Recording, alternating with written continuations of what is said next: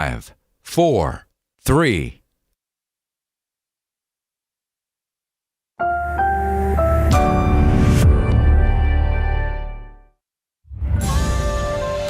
This is The Ramsey Show.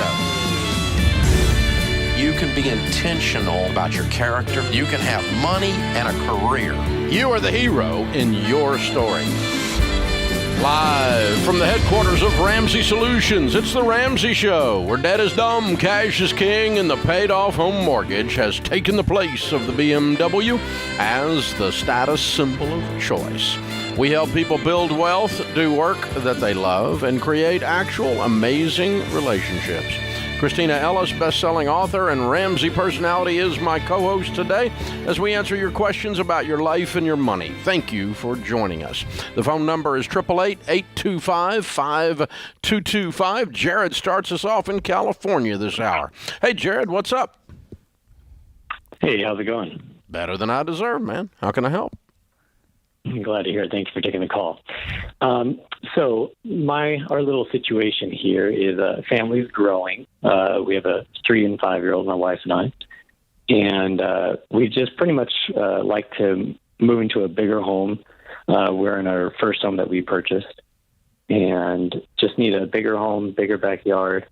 Well, I would say it's more of a want than a need, but I think you get it. Mm-hmm. So the question is, things that I've been kind of trying to figure out. Should we sell the current home and take the equity and purchase a new home, or save up for 2 to 3 years and put down 5 to 10% for the new home and rent out the current home, or just work on paying off our current home as soon as possible, roughly maybe 5-6 years, and then save up for another home to move into. Cool. What's your household income? Household income is about $160. Current home is how many square feet? 1,850. How many bedrooms? 3 and an office. Okay, cool, good. All right. Nice home. All right. I don't have any problem with you. I don't have, A would be my choice. What do you think? I mean, sell it and buy something else, as long as when you do that, your payment is no more than a fourth of your take-home pay on a 15-year fixed rate mortgage. But that move up that way, you definitely don't need to move out and keep a rental, because you're not paying for it. We don't believe in rentals until you pay for them. Got it. Because we want you to have the margin to do that. Yeah, I don't see anything wrong with it. As long as you can afford it, you have a strong income, you keep it 15-year, under 25% of your income, I think you're fine. But, I mean, there's also the great feeling that would come with paying off your current house. Is that a big motivation for you, getting completely debt-free to baby step 7? Yes. Yeah, I think what I struggle with, probably like most listeners, is just trying to enjoy, especially we have a 3 and 5-year-old, so trying to enjoy the next 10 years or so, and so I think paying off the home, we can do it, and I like that idea for me, but I think that would kind of restrain the family a little bit, if that makes sense. Well, and I like the idea. Okay, I'll disagree with that. I don't mind you moving up if you want to move up, okay, and you adequately or accurately quantified it as a want, and it fits, and go ahead and do move up, sell the house and move up. Again, as long as it's a 15-year fixed and the payment's no more than the fourth. Now, let me back up, though. Just as a statement to all of America, the enjoyment of your 1,800 square foot home with 2 children in 3 bedrooms and an office is not about the square footage, it's about your attitude. Because you're talking to a guy whose parents raised a 3-year-old and a 5-year-old, I would have been the 5-year-old, in a 1,000 square foot home, and no one at our house in those days ever talked about a lack of enjoyment. It didn't come up in the 60s. Okay? So enjoyment is your mindset. And so if you chose to enjoy that, and as a part of your family getting that smaller home paid off and owning it free and clear faster than you will the larger one, that is an issue of contentment, an issue of perspective, but the square footage does not cause enjoyment. Your brain does. Right. And if anything, I feel like the higher payment potentially and the longer trajectory to getting debt free could actually that could take some of your joy. Right. Exactly. Like the more your mortgage is, the more you're going to have to work and make sure you're able to pay that mortgage, and you're going to take a longer time to be debt free. So it's like, I think once you have not a payment in the world, you're going to have even more time with your kids, which is really exciting to me. So that's not to pick on you, Jared. I'm going to go with A if I'm you. Okay. I'm going to move up, sell the house and move up. But while you're doing that, I do want you, and I want to just take that moment to create a soapbox, because it's something we've been talking about around here a lot with the real estate market going crazy. And, it went up 32% in 20. It went up 18% in 21. It's going to go up 7% this year, and probably about 5% next year is what it's looking like. And so you and I, particularly among the Ramsey personalities, have had this discussion of, this idea that you're kind of getting priced out of the market. And my pushback on that has been that yes, there is a legitimate thing. Yes, that's true. Some people are getting priced out of the market. No question about it. But some of getting priced out of the market is this idea that, the difference in the average home in America today is a 2,800 square foot 2-bedroom with a skylight, a jacuzzi, and granite countertops. The average home in America in 1962 was 1,000 square foot, 1.5 baths, hollow core doors, and Formica countertops. And there wasn't a skylight unless someone shot through the roof. And so, that didn't even know what that was. And so, again, there's nothing wrong with having better things. We're not against having nice things.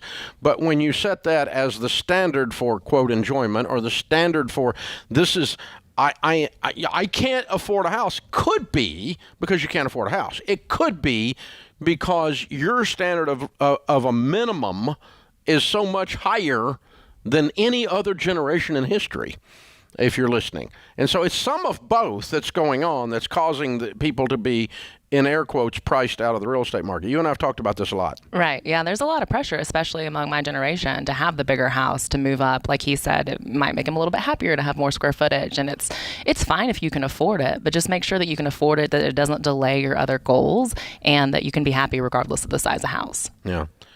And be careful of the language that you use as to what your minimum is. Right. I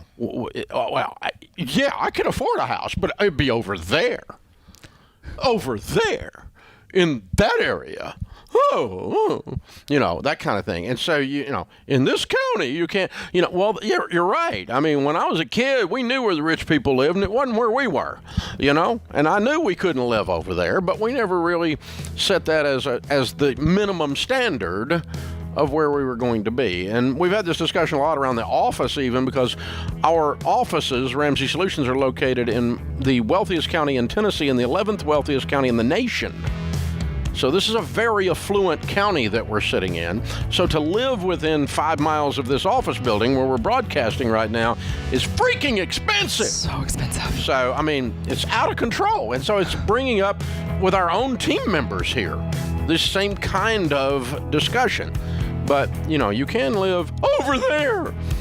Yeah, it can work. This is The Ramsey Show.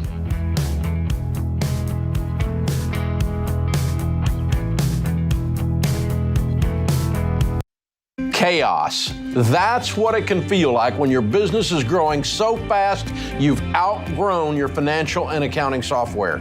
The faster you grow, the more likely you are to lose control of the numbers. And here's the reality. If you don't know your numbers, you don't know your business. That's why we use NetSuite by Oracle, the #1 cloud financial system.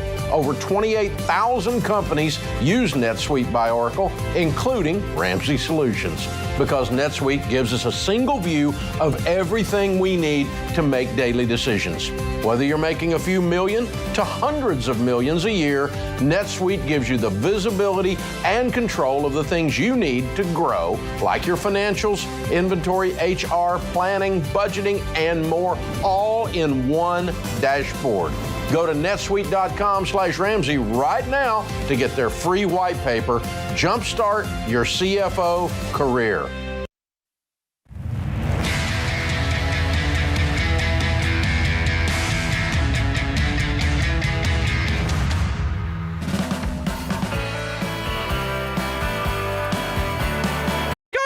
coming.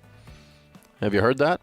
And people are really angry about they want to be right about the world coming to an end. They're angry about it.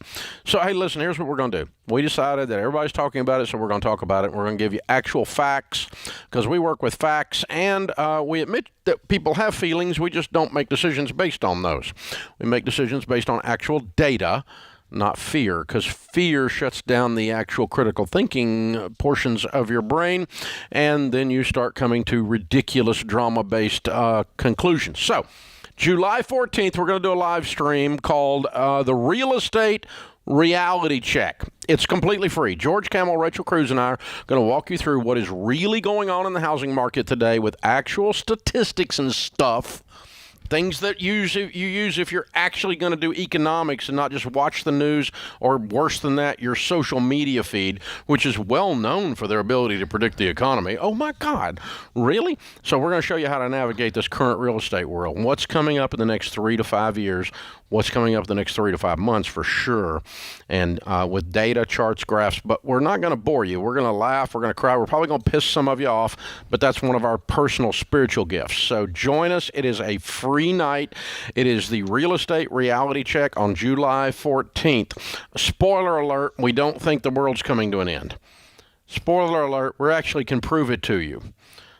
Spoiler alert, yeah, there's problems in the economy. You already knew that. We're going to talk about all of this stuff in a real-world way, July 14th. You want to sign up, and you need to pre-sign up. That's how we know you're coming. It's a free live stream, July the 14th, RamseySolutions.com/reality check. RamseySolutions.com/reality check. Jump in, and we will talk. Phil is with us in Naples, Florida. Hi, Phil, what's up? Hey, Dave. How are you? Better than I deserve. How can I help? Good. Me too. So I am in baby step 4, 5, and 6, and I've got a little over $10,000 in a Fidelity Roth retirement fund. And just with everything kind of going on, our budget is a little bit thinner than it used to be with daycare and just everything else starting up. And well, just gasoline. I filled up my car this morning. I about passed out. Well, I've got a 2004 F-150, and so that's yeah, my Raptor, man. Mileage. I swear to God, I can buy a house for what I can fill up the Raptor for. Mm-hmm. Yeah, it's weird when you're standing at the gas pump and people are just yelling Biden randomly. Yeah, there's a lot of stickers around here on the gas pumps too. Those are pretty funny. It does make the budget tight. So how can we help today? Well, I'm wondering. So with my Fidelity account, it seems that I have to have a $2,500 to open up another mutual fund, and so I have over $10,000 in one mutual fund, a large cap, and wondering. Now that it's a little hard to save, $2,500, should I diversify that and put it into 3 other mutual funds? So now I have the all 4 that you guys talk about, and it's a little easier, I guess, to keep investing instead of now saving to try to invest. Yeah, you don't have to have $2,500 if you have it on a monthly draft. And the easiest way to do your Roth is set your investments up on a monthly draft, auto drafting your checking account instead of doing it in a lump sum once a year. Yeah. It seemed like when I had started this, it was you had to have $2,500. You don't. Not to do a monthly draft. To do a single to set up an account and do a single occasional investment, like once a year you fund your Roth or something in a lump sum. Mm-hmm. You do with some mutual funds $2,500, some are $1,000. I think there's 2 or 3 that are $500 minimum. Some are $5,000 minimum. There's all kinds of different minimums. Yeah. But yeah, that's what you're running into. You can set it up with almost all of Fidelity's funds on a monthly auto draft. It's an authorization to draft your checking account, and it's easier on you, and it's automated discipline as well. Yeah, for sure. Okay, so there wasn't, generally that kind of situation, there wouldn't be taxes or fees if I were to try to diversify? No, you can roll it around among all of those, or you could roll it over to just, you can go get a SmartVestor Pro, one of the folks that we recommend in that area, and they can help you set it all up and just put it on autopilot. But there is a huge advantage to doing automatic draft on things that that you want to create. For me, it's automatic discipline because I forget to do stuff. Right. Yeah, and it's also just with the budget getting tighter, he was talking about gas and inflation and daycare and all these different costs, having that automatic pay yourself first kind of mentality where it's like you don't have to think about it. You're not debating at the end of the month, do I have enough money to put into it? It's already just there and going out. It's just really good. You will cut the, quote, disposable income stuff so you make your investment. Yep. And you can still do that. I mean, because there's gas and groceries and that kind of stuff have not gone up enough yet to completely squeeze you if you're at baby step 4, meaning you don't have any debt except a house payment. And so you've got room to do your 15% and eat, even though eating costs more. But, you may not be going out to eat as much. You may be limiting a vacation. You may be limiting your clothing budget, but you got plenty of clothes. And, maybe one less $6,000 purse or whatever. I don't know. But, there's some other stuff. But you're right. You want to force yourself when things are tight to continue to be smart. Right. Take that temptation away. Like take that, ability to just use it on something else. And it can be really real needs. You might feel at the end of the month, I have to stretch my budget for groceries and these needs that we have in our household. But if you're not seeing that money and it's going straight to investments, it's just, you put your pressure more on your day-to-day budget versus taking away from your investing. And the way to know that that's right is you never missed a car payment. Right. Back when you had a car payment. And so you can, even if gas prices went up, you made your car payment. You figure a way. You just squeezed out everything, some other stuff. And that's what you end up doing here in these situations. And hopefully some of this inflation will calm down, particularly the stuff at the gas pump eventually. It will eventually. It's just a matter of which politician. Susan is in Boise. Hi, Susan. How are you? I'm good. Thanks for taking my call. Sure. How can we help? My question is about car repairs. Mm-hmm. So we have a 2008 Honda Accord that needs a new timing chain to the tune of $2,200. Mm-hmm. And the car's probably worth $4,500. Mm-hmm. So we can't decide if we should do the repairs or is it time to get another car? There's two things there. That sounds like you got a dealer price. Yes. Yeah. So you don't fix $4,500 cars at the dealer. Yeah. Well, I take that back. The $4,500 is no. I'm talking about the timing chain price. Oh, the timing chain. The repair sounds too expensive to me. Sounds inaccurate to me. Oh, okay. I think you got a very high bid. Like, did you take it to the Honda dealership to get the repair done? No, we took it to a mechanic that we've used for quite a few years. Okay, then I may be wrong. I may be wrong, but that sounds high for a timing chain to me. Okay, so here's the math. Here's the way you can the math. There's 3 pieces of information here. Or 4 pieces of information or whatever. But okay, the value of the car if it's fixed and running properly is you're saying $4,500 if you were going to sell it. Correct. Okay. Yeah. The value of the car, if you sell it as is, basically salvage. Let's call that $1,500 just for fun. Okay. If you take the value of the car as is plus the repair, and it's more than the value of the car after it's fixed, you don't repair it. And so if this car is worth $1,500, it's questionable to fix it. If you can get $1,500 or $1,700 for it, I would sell it as is, put the $2,200 I would have spent on it with that, and go buy a different car.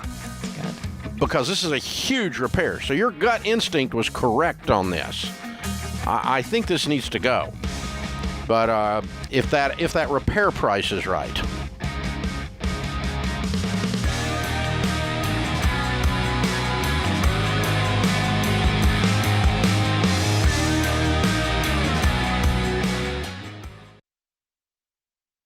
Life is full of firsts.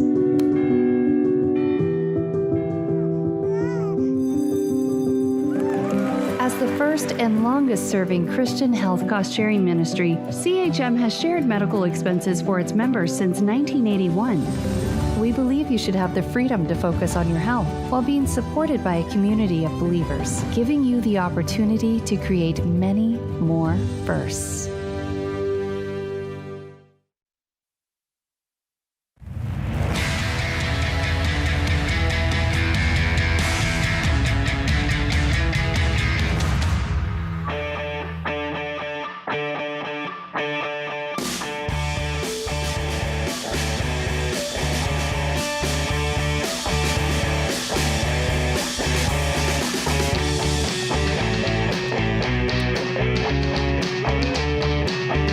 Christina Ellis, Ramsey Personality, is my co-host today in the lobby of Ramsey Solutions. Joining over 100 folks joining us today. Thank you for hanging out with us. We appreciate you dropping by. Drop by anytime. We got a great visitor center, free coffee, free cookies, and a debt-free stage where people stand to do their debt-free screams, and that would be Eric and Linda. Hi, guys. How are you? Good. How are you? Welcome. Where do you guys live? Orlando, Florida. All right. Welcome to Nashville. How much debt have you paid off? $237,000 in 22 months. Way to go. And your range of income during that time? We started at $120,000. At the end of our debt-free, it was $180,000, and now we're at $234,000. Whoa! Way to go. Excellent. What do you guys do for a living? I am a payment strategy manager for a telecommunications company. Mm-hmm. And I'm a national sales manager for a access control manufacturer. Ah, okay. And things are going well, huh? Yes. Really good. Yeah, very good. So what kind of debt was the $237,000? Typical, average American, fancy cars, Camaro, Tundra, and then timeshare and getting out of the timeshare and tons of credit cards. Anytime someone offered us one, we'd say, sure, why not? Absolutely. Sign me up. So you were kind of normal. Very normal. Yeah, normal sucks, though. I know. I love to be weird now. So you're debt-free everything but the house? Yes. All right. Very good. You cleaned it up and sold it or whatever you did. All right. So what happened 22 months ago that put you on this Ramsey journey? Why did you decide to do this? Well, it's actually been about 10 years of this journey, but as the nerd, I tried to do it, and he would agree, but he wasn't really involved. And at some point, he saw us put it on a big whiteboard of our amount of debt we had and the interest that we had that we've been paying on, and I think that was his light bulb that turned on, and we decided to start that journey. Okay. So, Eric, what was it you saw on that board that when you went, okay, I'm in? I saw those large numbers that we were just throwing out to bank companies and all the interest, right? So it really felt like somebody was digging into my pocket. Like you were working for somebody else. I felt like I was getting robbed for so long. You were. It just got me so fired up. I said, let's start looking at this on a week-to-week basis. We started having household meetings. We even introduced all of this to our daughter as well. So it just kind of made it a crew thing. Eric found a villain. You got to have a villain. And once he had a villain, he's like, superhero. That's it. Yeah. That's it. So that's a pretty huge amount of debt to pay off. What was the hardest part of this journey for y'all? Just keeping consistent with it. I hate to say this because I know COVID was a very negative thing for most people, but for us it was truly a blessing because the first, 90 days we were doing it, but that's typically when we fall off and we go back to using debt again. So I think with COVID forcing us to be at home, forcing us to make food at home, doing things at home, allowed us to keep on this journey and then it became habit for us. Kept you out of the restaurant, huh? Yes. Yeah. Kept you out of the shopping mall. I became a really good chef, too. I like it. Very good. So for people who are kind of, in that similar mindset, they've got credit cards, they've got fancy cars, they just are kind of stuck. What would you tell those people? That it wasn't worth it.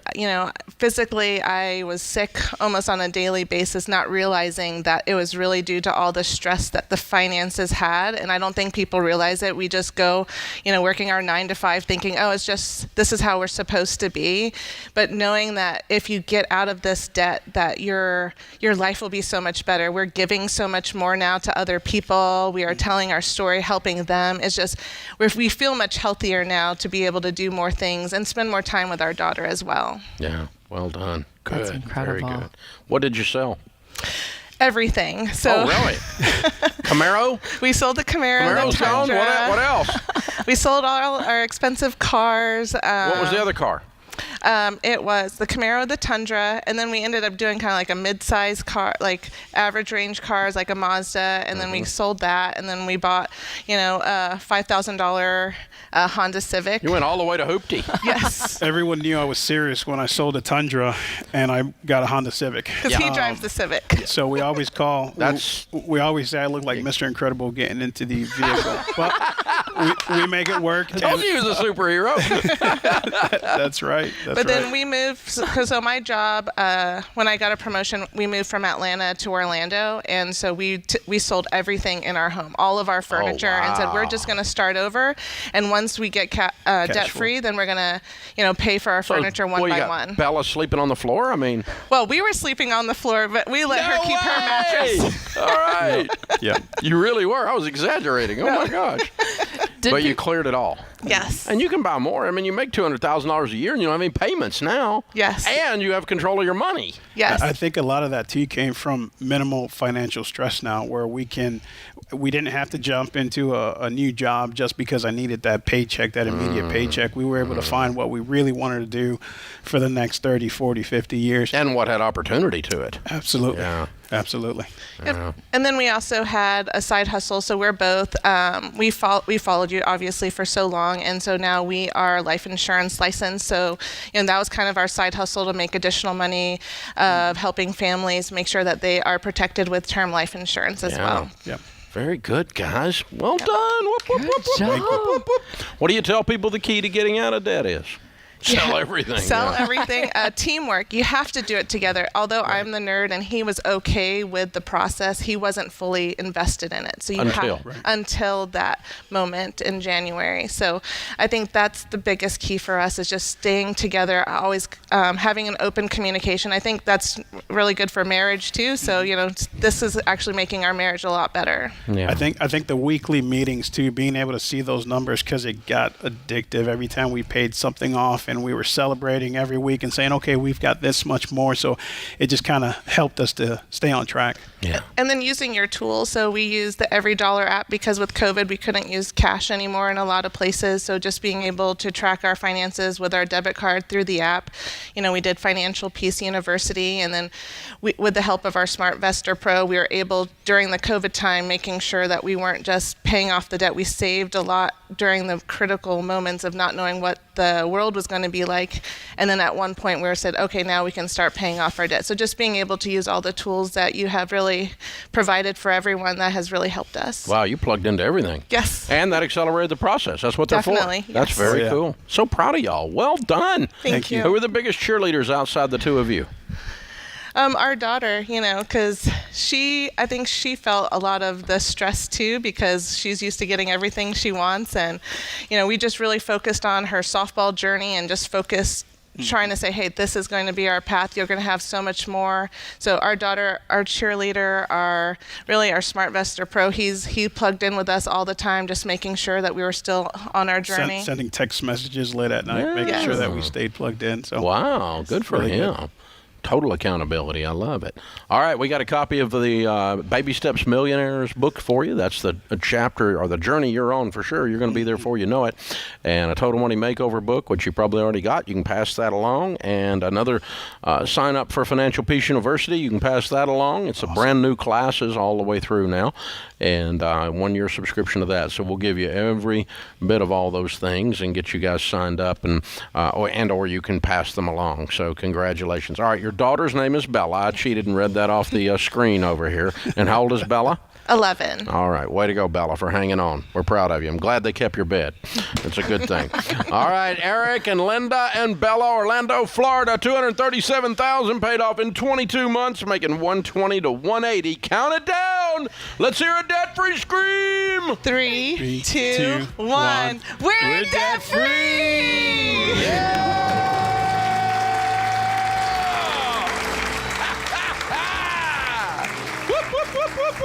That is how it's done, boys and girls. This is The Ramsey Show.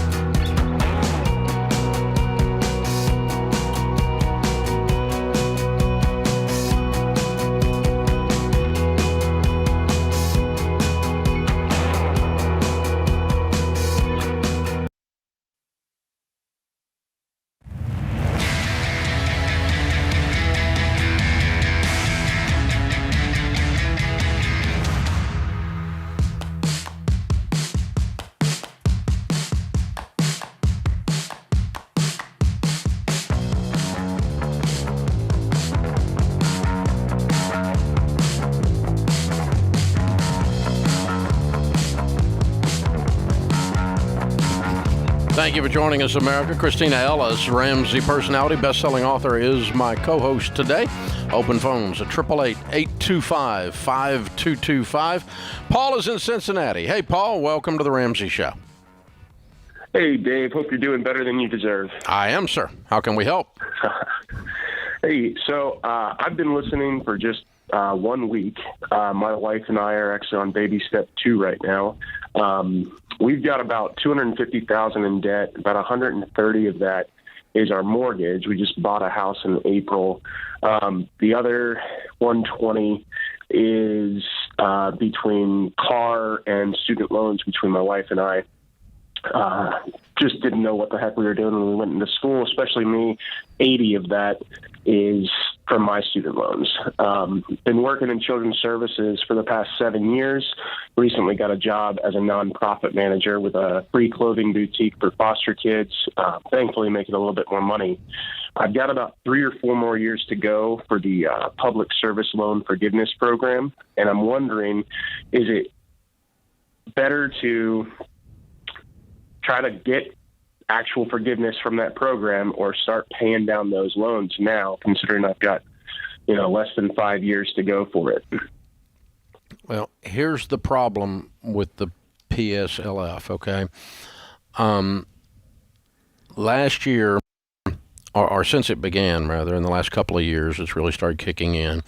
726,000 people have applied for it after working 10 years in a nonprofit or a qualified area, right, which is what you're trying to do. Right. 726,000 people have applied for it. All of them but 8,400 were turned down. So far, the program has a 1.16% approval rating. Approval rate, I guess, is a better way of saying it. So what that says is 99% of the people who were on what you're trying to do, it didn't work. I don't know how to say that anyway, except to say that the government lied, because they are finding some reason to not execute the student loan forgiveness. There's 3 types of student loan forgiveness: death. If you die, your student loan is forgiven. If your spouse or whoever's left behind sends in a death certificate, they'll forgive your student loan. It doesn't pass on. It doesn't pass on to your estate. It doesn't count against your estate. Disability: if you become permanently disabled and sign up for and qualify for SSI under the Social Security Department, then you can take that qualification and have your student loans forgiven. And then there is actually there's 4 types. There's another type that is underserved areas, and most of those forgiveness programs are 3 years, not 10. The biggest one that everybody's plugged into is this 10-year program that you're in, the Public Student Loan Forgiveness Program. And so far, the other 3 actually do work. They actually do forgive you. It's a lot of hassle to go through it, but so far, the folks on your plan are at a 99% failure rate. And so if I saw that and I was in your shoes, I wouldn't be counting on the government to help me. Yeah, that's the biggest problem, is it's just not reliable. The idea behind it is great. I see why a lot of people feel, that they want to follow that plan. It's just, like you said, the numbers, the data of who've actually had their payments forgiven, that's just not showing up. Nobody. Yeah. So it's just not something you can count on. And especially since we've seen so many people pay off their debt by getting on a budget, following the baby steps, we know you can do it without waiting. And that's a proven, reliable plan. So my vote is that you take control of what you can control and to start paying down the debt versus waiting to see if the government might forgive it. And here's an interesting thing, almost philosophically, that goes with that we do find in the data of people who become like baby steps millionaires. You're right. Your vote is correct. The people who build wealth control what they know they can control. And that's the person in your mirror. In other words, they depend upon themselves, not an outside force, to cause their prosperity. And psychologists call that the locus of control. Where is it you look? What source do you look to cause you to do this? And even those of us that are people of faith, we look to God. But when you're a Christian, God says, Those that don't work, don't let them eat. God says you reap what you sow. So if you want some corn, you should plant some corn. God says, if you sow sparingly, if you put out very little work or very little corn, you're going to get very little corn back.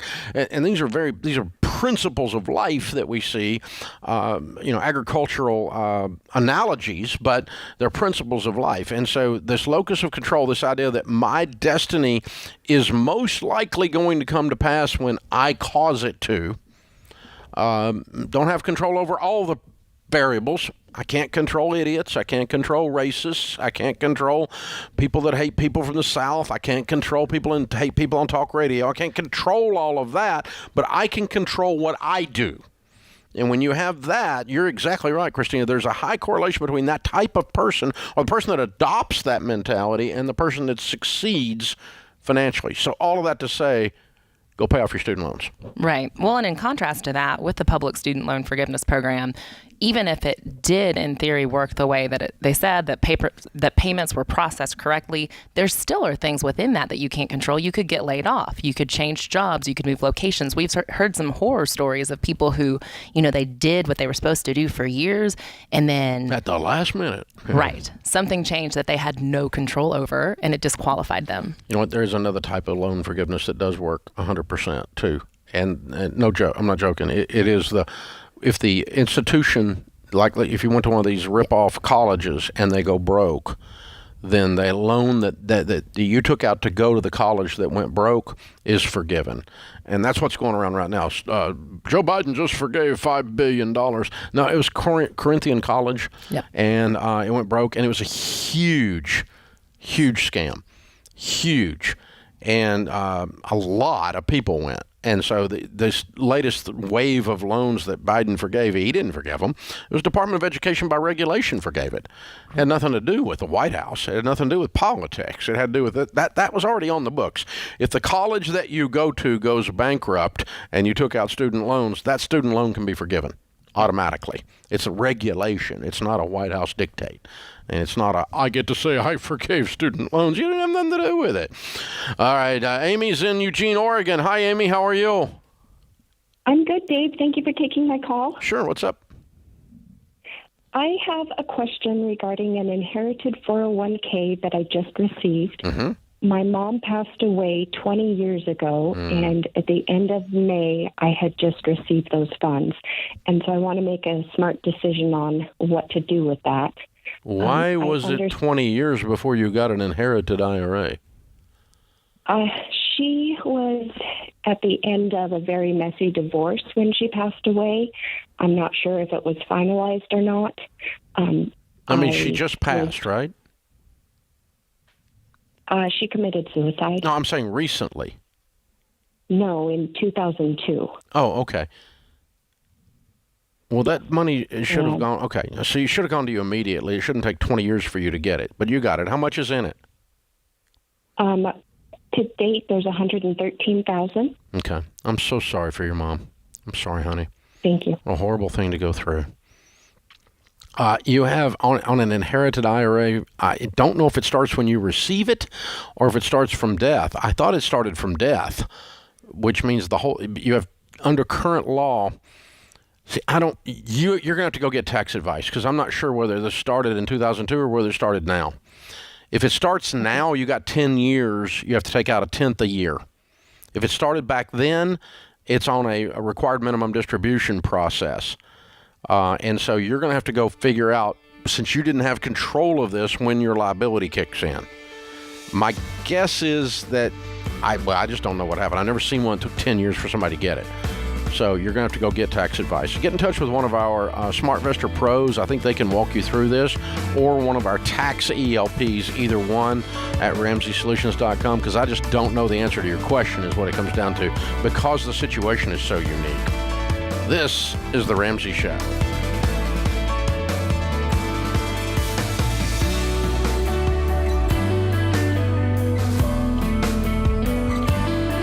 Have you been inspired to make a change with your money? Want to know where to start? Take our 3-minute money quiz to get a plan you can follow. Go to RamseySolutions.com and search for Get Started to get a plan for your money.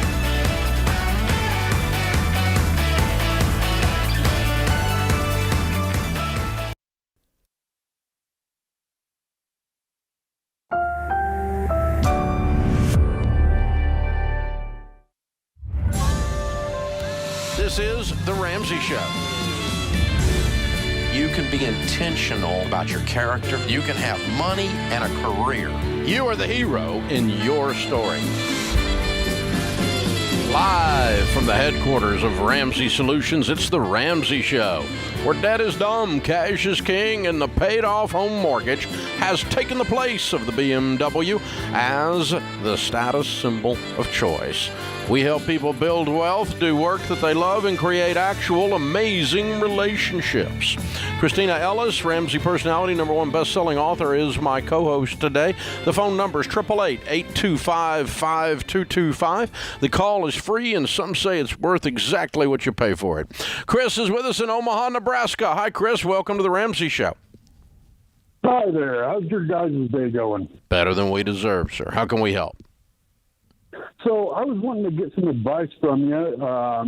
I'm in the military. I've been in about 18 years, and I'm getting ready to retire here in about 2 years. So with that being said, my source of income is going to be changing a little bit. And over the past year, my wife and I, we've paid off all of our credit card debt and our loan debt. I think the only thing that we have left is about $95,000 on a house that I just bought last year. So with that being said, part of the way that I was able to pay off part of my house, it was about $205,000. I paid $105,000 down payment. I was able to save up some money while I was out on mission. And since my wife and I have gotten married a few months ago, we have not taken a honeymoon or anything like that. I was wanting to know if you thought it was prudent to save up for a honeymoon or some type of vacation, or if we should try to pay off as much of the house as humanly possible in the next 2 years and then go after a later honeymoon after that is completed. Do you have a fully funded emergency fund right now? Right now, we have about $2,000 saved up. My wife just started a brand new career a few weeks ago, and she and I, both of our incomes together are about $100,000. And she's working on saving up so that way we can have probably a 4 or 5 month emergency fund, and then after that, we were wanting to chip away at the mortgage. So we're still a couple months, 2 or 3 months away from that. After that, I was just wanting to know what you guys thought of. Thank you for your service. Well, now, how much? What are you talking about spending on the honeymoon? We're looking at maybe $5,000. And you're going to do that now or after the emergency fund is done, or when? When are you planning on doing that? After the emergency fund, but I wanted to know what you thought of doing it before the mortgage was paid off, or if we should. I would. You would? Yeah. And that's in other words, like that's by Christmas. Like this fall, you go on your honeymoon. Okay. Yeah. How old are you? I am 36. Okay. Cool. Again, thank you for your service. I appreciate that.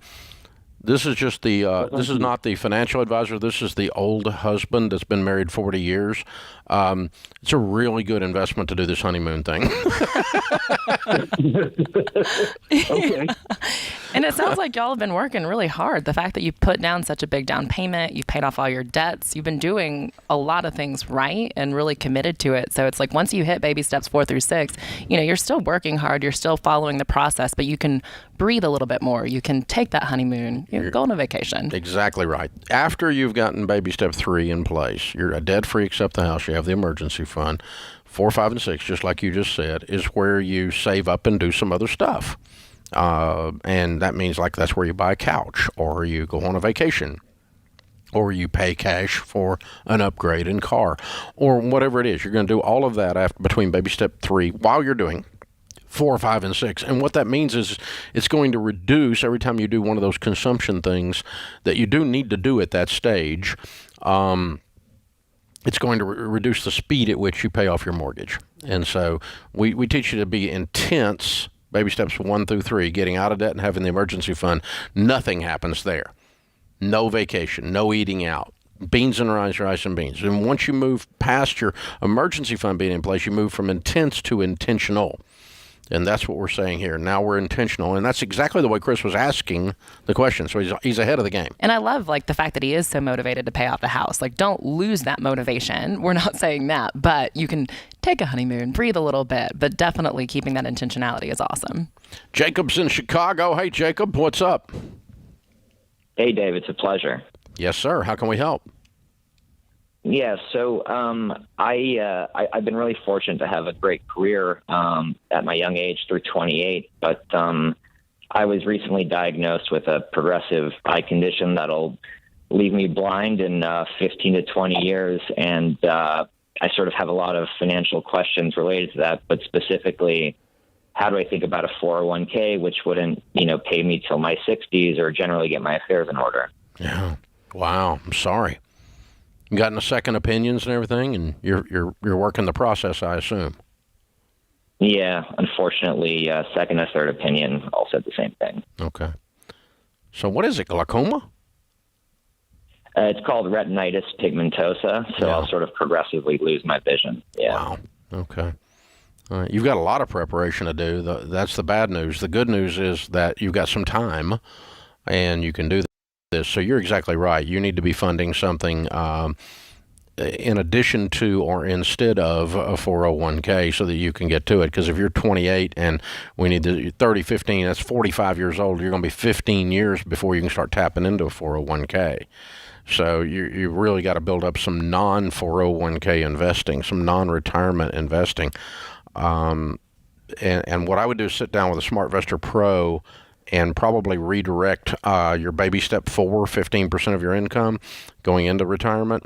I would just redirect that and say it's not going into a classic retirement. It's going to just go into good mutual funds. And here's the thing I want you to look for, Jacob. I want you to look for what's called a low turnover mutual fund. All right? Okay. Are you ready for me to teach you for a second?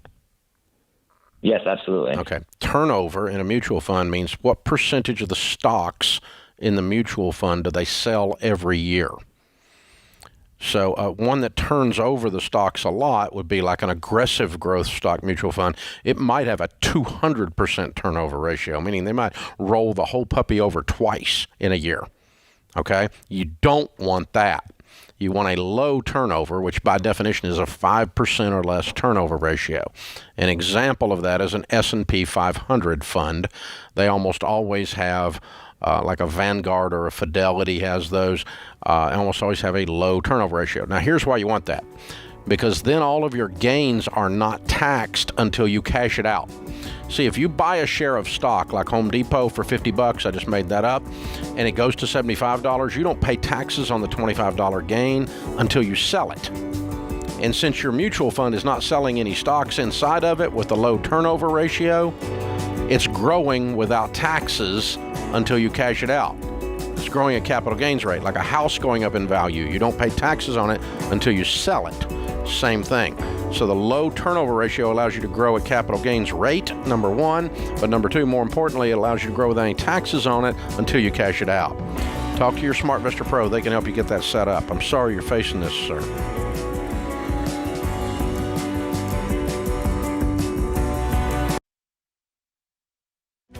If you're looking for ways to update your home without blowing the budget, I've got it. For years, I've been telling you about our friends at Blinds.com. Blinds.com makes it simple to shop top quality blinds, shades, and interior shutters from home with easy online ordering and free shipping. With Blinds.com, there's no need to renovate your entire home. Just change out what's on your windows with upscale choices like faux wood blinds, cellular, and roller shades, or even outdoor shades. Plus, Blinds.com guarantees the perfect fit, whether you do it yourself or you have them measure and install everything for you. Shop their latest looks and see how much you can save at Blinds.com today. The easy and affordable way to make your home more beautiful is Blinds.com.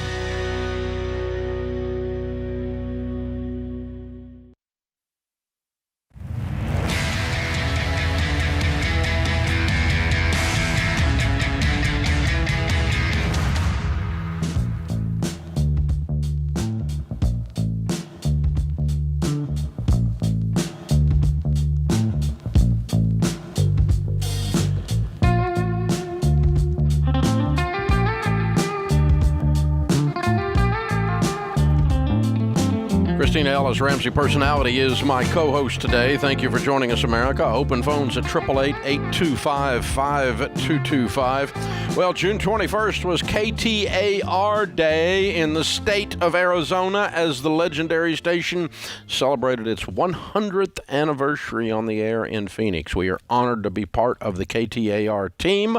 Other affiliates like KTSA in San Antonio, WMT in Cedar Rapids are also celebrating their 100th anniversary this year. Radio's 100th anniversary was November of 2020, and we've not been on the air 100 years yet, but we are celebrating 30 years actually this week. It'll be the 25th, which is, I think, Saturday. We won't be on the air, but that will be 30 years from the day I first went on the radio. And so, but KTAR, thank you guys and congratulations. Thanks for continuing to carry the Ramsey Show. It is an absolute powerhouse of a talk radio station over there in Phoenix. And we love going to Phoenix for that reason. We love all you folks in Phoenix. We got a bazillion listeners there, and we're honored by that. Thank you very much. And congratulations on your 100th year. Wow, that's pretty cool. And no one that works there was there when it started. I'm kidding.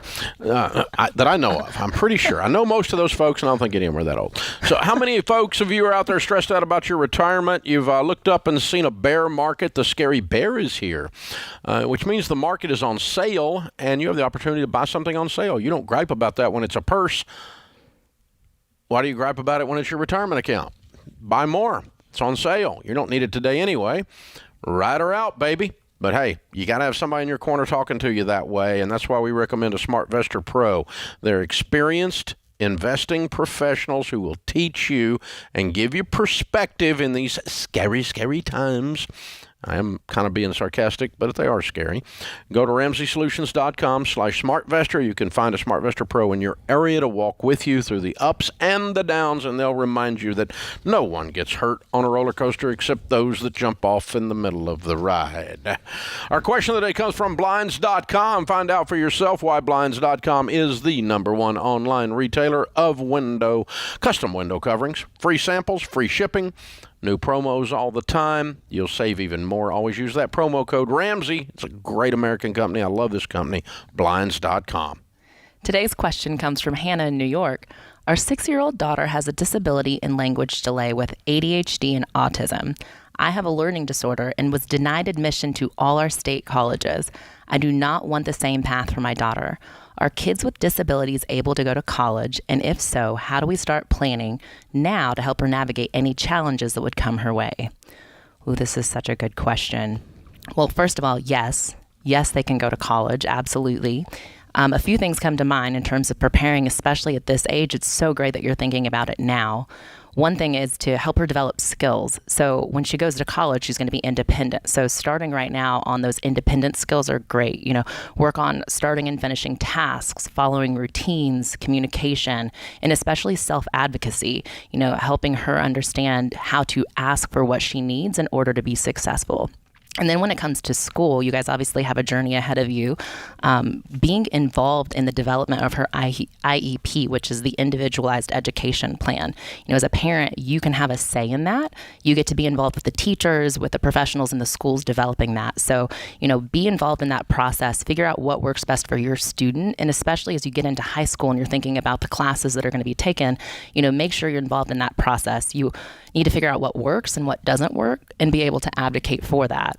And then in terms of the future, you know, a lot of colleges have really great centers for students with learning disabilities. So you want to find those colleges that have those specialized centers. You know, some are going to be better than others. Some are going to look like they have a lot of accommodations, but they may not be great. So, you know, start exploring what those colleges are and then ask them, what are the requirements for admissions? And, you know, what kind of classes do they require and what's going to be needed for your daughter in order to get in? And then kind of work backwards, especially when you're looking at high school, when you're thinking through that IEP, make sure that the requirements are met so that once it's time to apply for colleges, she's ready for that.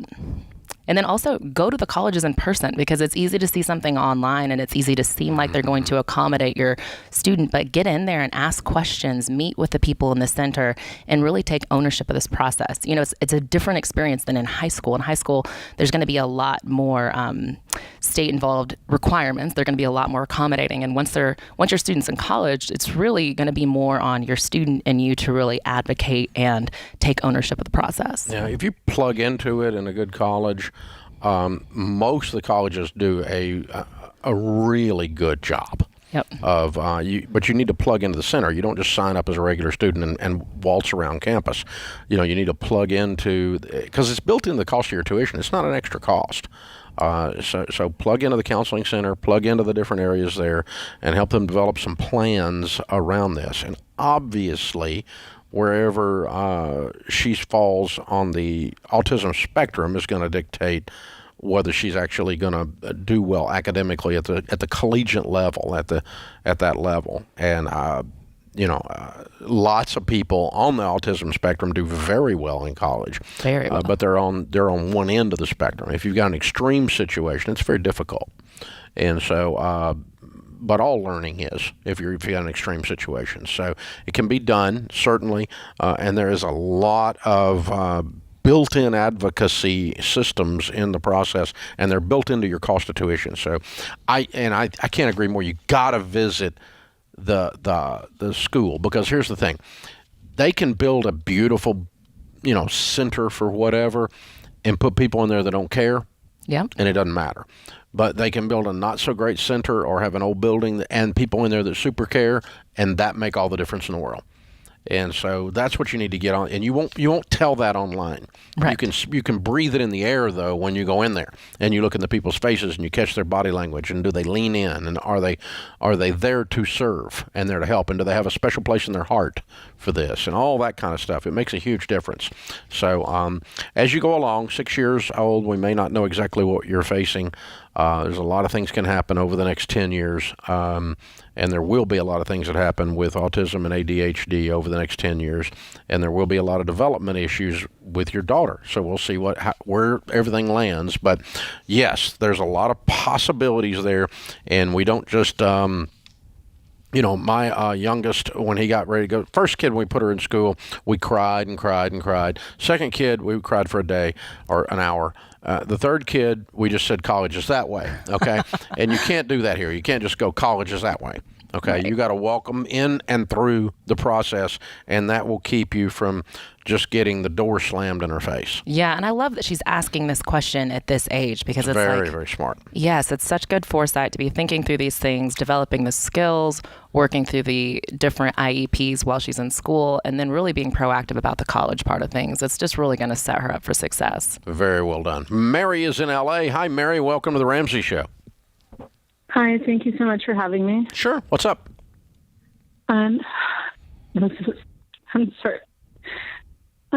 My parents passed away a year and a half ago. I'm sorry. I just, right now, my brothers both live at their house, and they're going to sell the house, and I feel very excluded in the whole process, because they are planning on selling the house, and they're planning on purchasing another house together. Mm-hmm. Are they not planning on cutting you a third of the house proceeds? That's basically how they're seeing it. Are they? I'm sorry. Are they going to give you 1/3 of the house proceeds? No, they do not plan on giving Why? me. What makes them think they can get away with that? So, when my parents passed away, they passed away early last year, and then in October last year, we went to the probate lawyer, and I out of guilt, I signed over, my older brother and I both signed over a right to my younger brother, to be basically in control of the house. No, I think you need an attorney. You need an attorney, and you're going to step back into this. They don't get to just decide this crap. That's not how it works in probate. There's a thing called law, and even in California they have laws. And so, yeah, you need a lawyer right now. This is the Ramsey Show.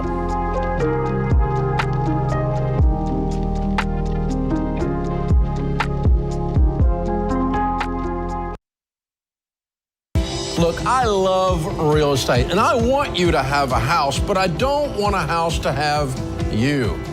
That's why you need to get in touch with Churchill Mortgage to make sure you do this right. These guys are awesome. They'll help you get on a smarter mortgage plan because they're committed to doing what's right for you. That means they check in every year with free consultations to help you stay on the right plan. They show you how to save money and interest so you can build wealth faster. They walk you through the total cost of your loan so you can make the best choice. Basically, they care. That's why we call them Ramsey Trusted. You can achieve debt-free home ownership, and Churchill is here to help. Go to their site, churchillmortgage.com/Ramsey, to start your approval or get more information.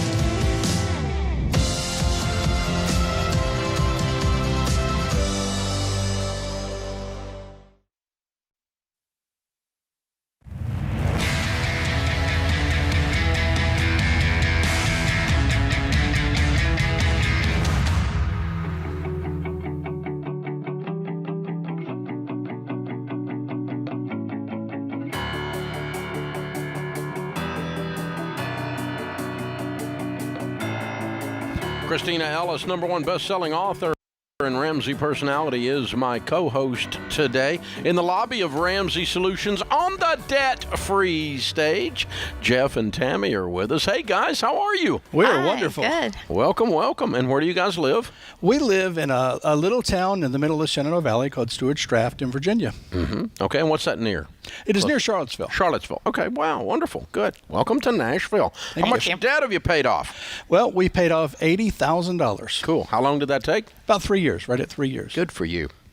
And your range of income during that time? It was pretty much $86,000 for about the entire time. It's gone up a little since then, fortunately, but it was right at 86. Cool. What do y'all do for a living? We both work in nonprofits. I'm an executive director of a small social service nonprofit. Mm-hmm. And I'm a social worker. Ah, very good, very good. What kind of debt was the $80,000? Dumb debt. There were a couple of cars, several credit cards. There was even a midlife crisis car. Oh, wow. Yeah. So that's what it was. She's just pointing at him for those of you on radio. Yeah. Okay. So what was the midlife crisis car? What'd you buy? Cadillac XLR. Ooh-wee. Nice. Not like bad. it. Like it. All right. So what happened 3 years ago? What was the wake-up call, and how'd you get tied into this Ramsey stuff? Well, we have only been married for 2 years. Okay. We're on our second marriage. Mm-hmm. We were both in long-term marriages previously, Mm-hmm. and he divorced in 2010, Mm-hmm. I in 2016, Mm-hmm. and we left our marriages with a lot of debt and no retirement. Mm. And it was a bad situation. And my kids were afraid we were going to end up on their couch. And they they weren't looking forward to that. So when we met, we both had heard about the Ramsey solution, Mm-hmm. but Jeff was way more into it. Yeah. And so were your kids pushing it too? No. No, they were No, just. they just wanted me. They're just worried about you. Okay. They were glad that I found somebody to share my life with, and I wasn't going to end up with them. Oh, wow. That's right. Wow. And Yeah. I like to say, until that point, my life motto was Romans 7:15, where it says, I don't know what I'm doing. I don't practice the things I know I should do. Instead, I do the things I hate. And that was basically how I was living life. And Yeah. it was really time to change that. Yeah, we all have a time or two in our lives for sure. Well done, guys. So Well done. $80,000, that's a lot, especially on $86,000 a year. What did y'all do to pay off that debt? Well, we sold everything we could out of the house, got rid of just about everything that we didn't necessarily need. We did the every dollar budget and stuck to it. Did not eat out at all. Cleared out our cabinets, cleared out our freezer, made sure we ate everything that we could before we bought anything else, and literally just cut everything in life that we didn't have to have. Cut out cable, cut out all the extras that we didn't need, and just hunkered down and chopped those things off from smallest to largest. And it was fun. Yeah. Way to go, y'all. Very, very good. Who Excellent. are your biggest cheerleaders in this process? I think just each other. Yeah. We really didn't share our journey with anyone. Well, the irony of this is we got married March 21st, 2020. Oh, of course. I like to say we got married and the world will never be the same. We were going to get married in Texas and literally everything shut down. And so as we were heading back to Virginia, she was all disappointed because she was like, we cash flowed this wedding. We have all these things with this date on it. And she's on her phone, and we wound up getting married somewhere outside of Dollywood because you could get the license and get married that day. And we still got married on the day we wanted to. And then we got home, and everything closed up. So that at that point, we really got serious about things and decided we just needed to change our life because our life was changing around The us. ultimate honeymoon. Quarantine! Yes, exactly. Yeah. Wow. You guys, amazing. Very cool. I'm proud of you. Thank you. Thank you. How's it feel to be free? It's awesome. It feels good. It's Very good. in the past year, being free from debt. We did a remodel of our kitchen. We cash flowed it. My daughter needed a car. We cash flowed that. Our air conditioner a couple of weeks ago went out. We did a grave service for it. It's 25 years old, so there's no fixing it. When we get home, that's about $10,000 that we're going to cash flow that, and we still have our emergency fund. So life is different. And you still got plenty of time to build retirement. Yes. Yeah, and not be on the kids' couch. That's right. They're happy. And I love that when the world shut down and things are crazy and you're newlyweds, that instead of just being like, oh, like a victim of it, like this is a bummer, y'all pressed in and you went hard on this debt. That's just incredible. What would you tell people who, feel frustrated, they feel like they can't pay off their debt, they're worried about retirement savings, that were in your shoes? What would you tell them to encourage them? Well, I'd say first off, the snowball plan works. At first, I was scratching my head going, but wait, I'm paying 15% on this card and this one's only 3%. And then I realized, like Dave always says, at the end of the month, when I've got 8 bills to pay and the next month there's only 7, that's really cool mentally. I only owe 7 people now, and then a few months later, only 6. And I would just say it just takes the time, and the momentum does build up like a snowball. And following the baby steps is the perfect way to do that. Yeah.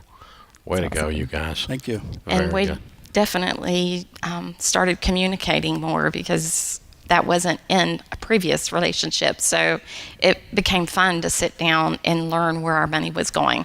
Yeah. And saying, hey, we have this. And do it together. And we did it together. Yeah. And that was awesome. And we're actually making progress because we were broke before. Right. In the other place, yeah. So, I mean, you got better marriage, better financial situation. This is a good process. Yes. And I got to tell you, now at the end of every month, when we do next month's budget, we're looking going, well, we've budgeted everything, and there's like $1,000 left here. We can start paying down the house. We can put more in retirement. And that never was a possibility before. It was, I'm $1,000 short. Where do I cut? Yeah. Most of your life. Yeah. Yes. Right. Absolutely. How does that feel? How does it feel to be debt free? It feels great. I don't feel guilty getting my nails done anymore. Get it, girl. There it is, ladies and gentlemen. That's the reason to do it. Something I have never said. But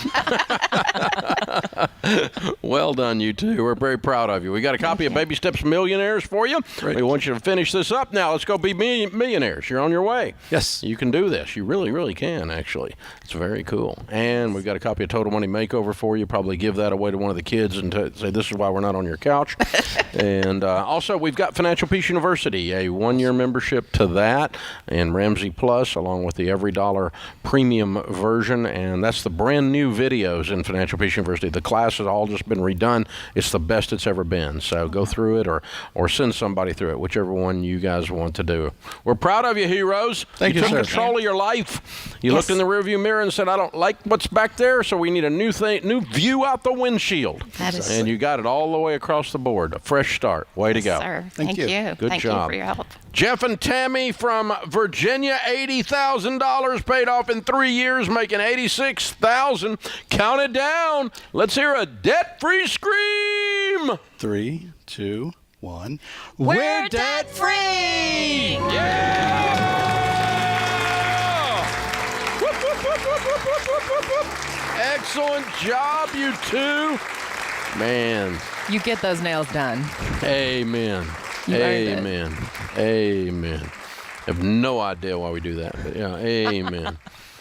Makes no sense to people like me, but amen. It's just something that has to be done. I have figured that out after 40 years of marriage. So some things you don't have to understand, you just got to do them. That's a good word. China. I don't understand China. We spend a lot of money on these dishes that sits in the cabinet. And we have to have a cabinet to hold the dishes that we don't use. I don't understand this. These are things men don't get. Most men, anyway. So, doesn't matter. You don't have to get it. You just got to get it. There you go. Happy wife, happy life. So, there we go. What is the biggest benefit of debt freedom? I can get my nails done. There you go. I like it. You got to love it, though. That's exactly right. I can live my life without stress and guilt. Right. Because people do so many things and then they feel guilty. People walk around half of our culture with a financial hangover. Mm-hmm. They get up and do stuff the next morning. They go, oh, God, what did I do? Oh, God. Messed that up. And they feel guilty half the time. They walk around shaming themselves all the time instead of just taking control of this and getting it cleaned up. That's why we're here, boys and girls. We're here to help you. And sometimes that means we love you enough to tell you the truth, and it's brutal. But we'll tell you that because we love you. This is The Ramsey Show.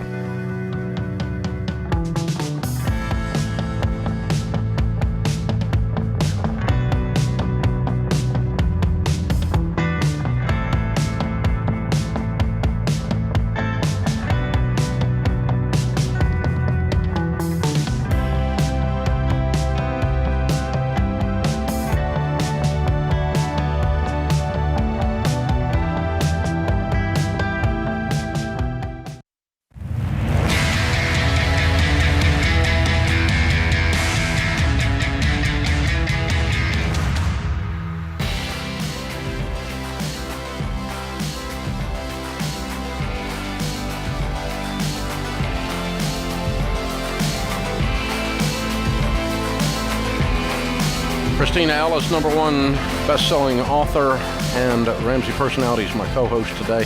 Open phones at 888-825-5225. Jason's in Reading, Pennsylvania. Hi, Jason. Welcome to The Ramsey Show. Hey, Dave. How you guys doing? Better than we deserve. What's up? Well, I got a little dilemma here, and I'm trying to get it figured out. I live with my girlfriend. It's her and I at the house, and her son lives there too. And then he decided to ask if we were okay with if his girlfriend got kicked out of her house, or her mom's house. So she moved in with us, and I agreed on like 2 or 3 months, and I figured that was okay. They both, between the two of them, they make like well over $200,000 a year. So I really don't see why they just won't just take that step, And my girlfriend is basically on their side, and every time I was trying to say something, it's like I get like the backlash, and I'm like, oh, so I just don't know what to do. They need to have that kick in the butt to get moving, but I don't know how to get her on board with me, and it's so frustrating. So frustrating. Who owns your house? Who owns the house? Actually, we're renting the house. Okay. We are renting the house. Who's on the lease? It's just her. It's just my girlfriend, actually. Okay, so it's her. It's actually her house.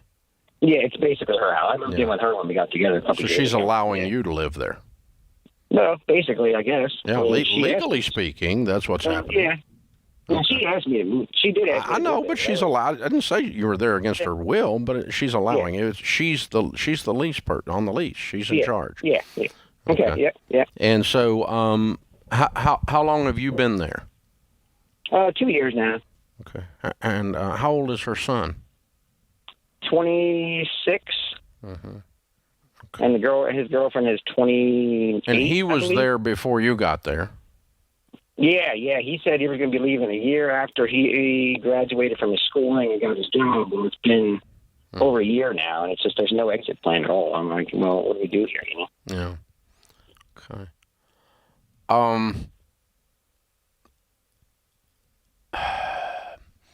The only way I know how to answer questions on this show is to tell you what I would do if I woke up in your shoes, but I wouldn't wake up in your shoes. So, because I wouldn't have made these decisions.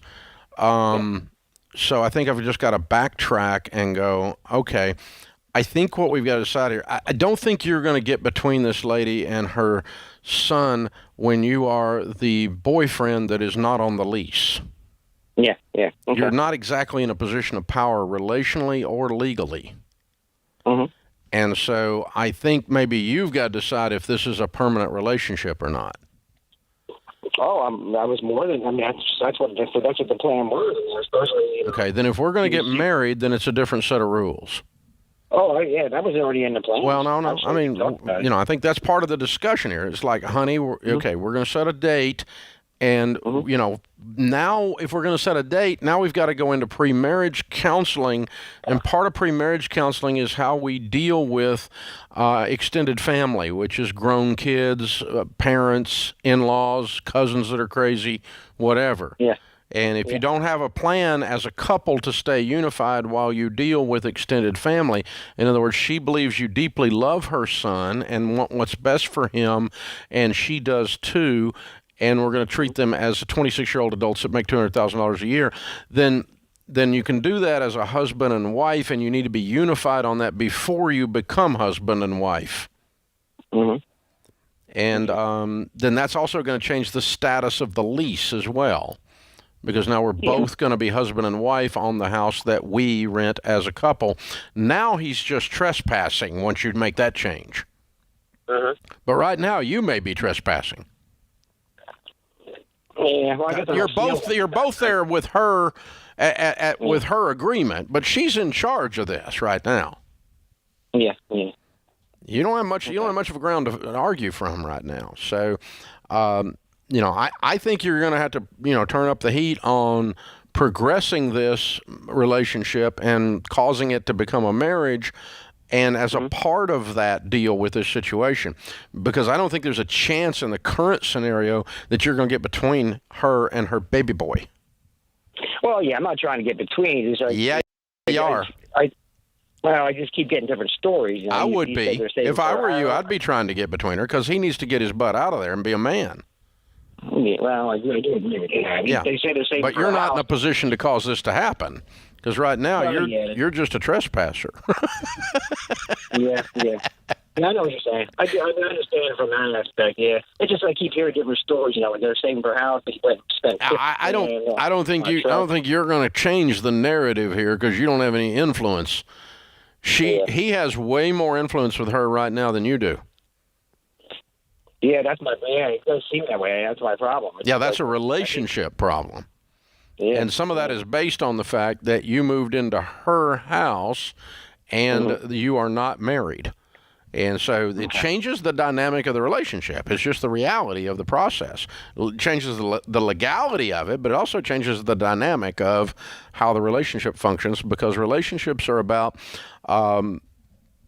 one of the things relationships are about is power, and who has it and who's going to hand it over and back and forth. So, in a good, healthy marriage, there's a give and take of power. We laugh and say, my wife wants to get her nails done. I don't understand, but she goes and gets it done. But that's a giving up of power. There's a different, and so I choose to serve my wife, but that's a handing of power. She chooses to make me dinner. That's a handing of power. She's serving. We all are giving, these are power transfers, and you're in a powerless position. Yeah, that's good. That's really good. I think, especially approaching it from a marriage perspective and just a relational perspective, I have a lot of questions with the relationship with the son and kind of the resistance to that. But I think you're right to first kind of deal with it directly with the girlfriend and kind of work on that relationship first, because that narrative between her and him, seems to go pretty deep. Yeah. I mean, there's we're perpetuating stupid ideas here, is what it amounts to.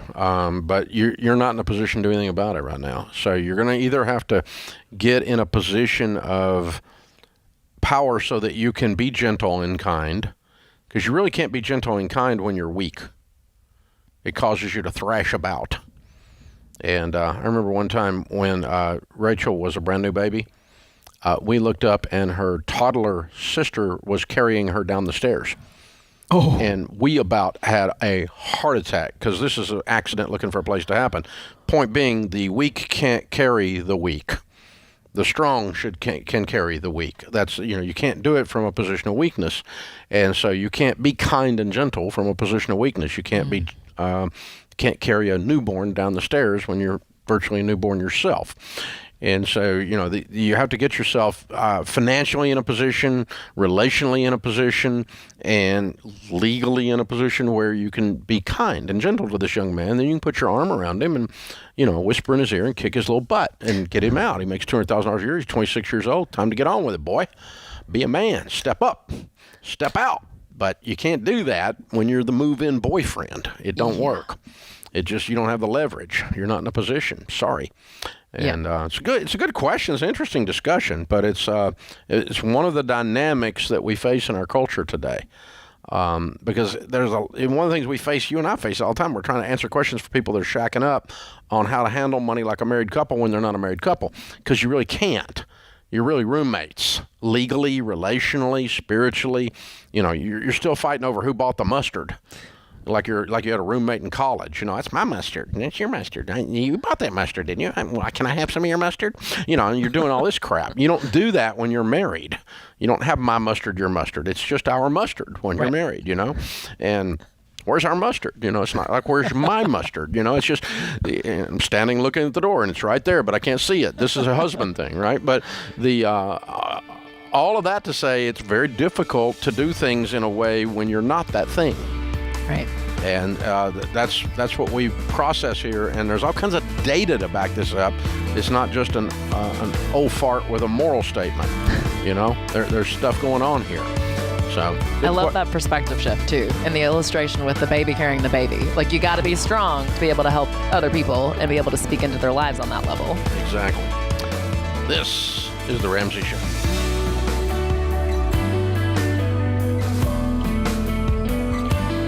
Dave here. You can find all of our shows with the Ramsey Network app on your smartphone. It's the only place to listen to the entire back catalog of episodes. Download the Ramsey Network app in your favorite app store today.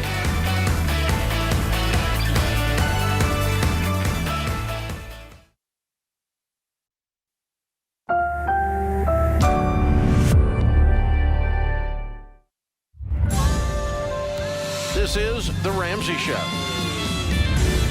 You can be intentional about your character. You can have money and a career. You are the hero in your story.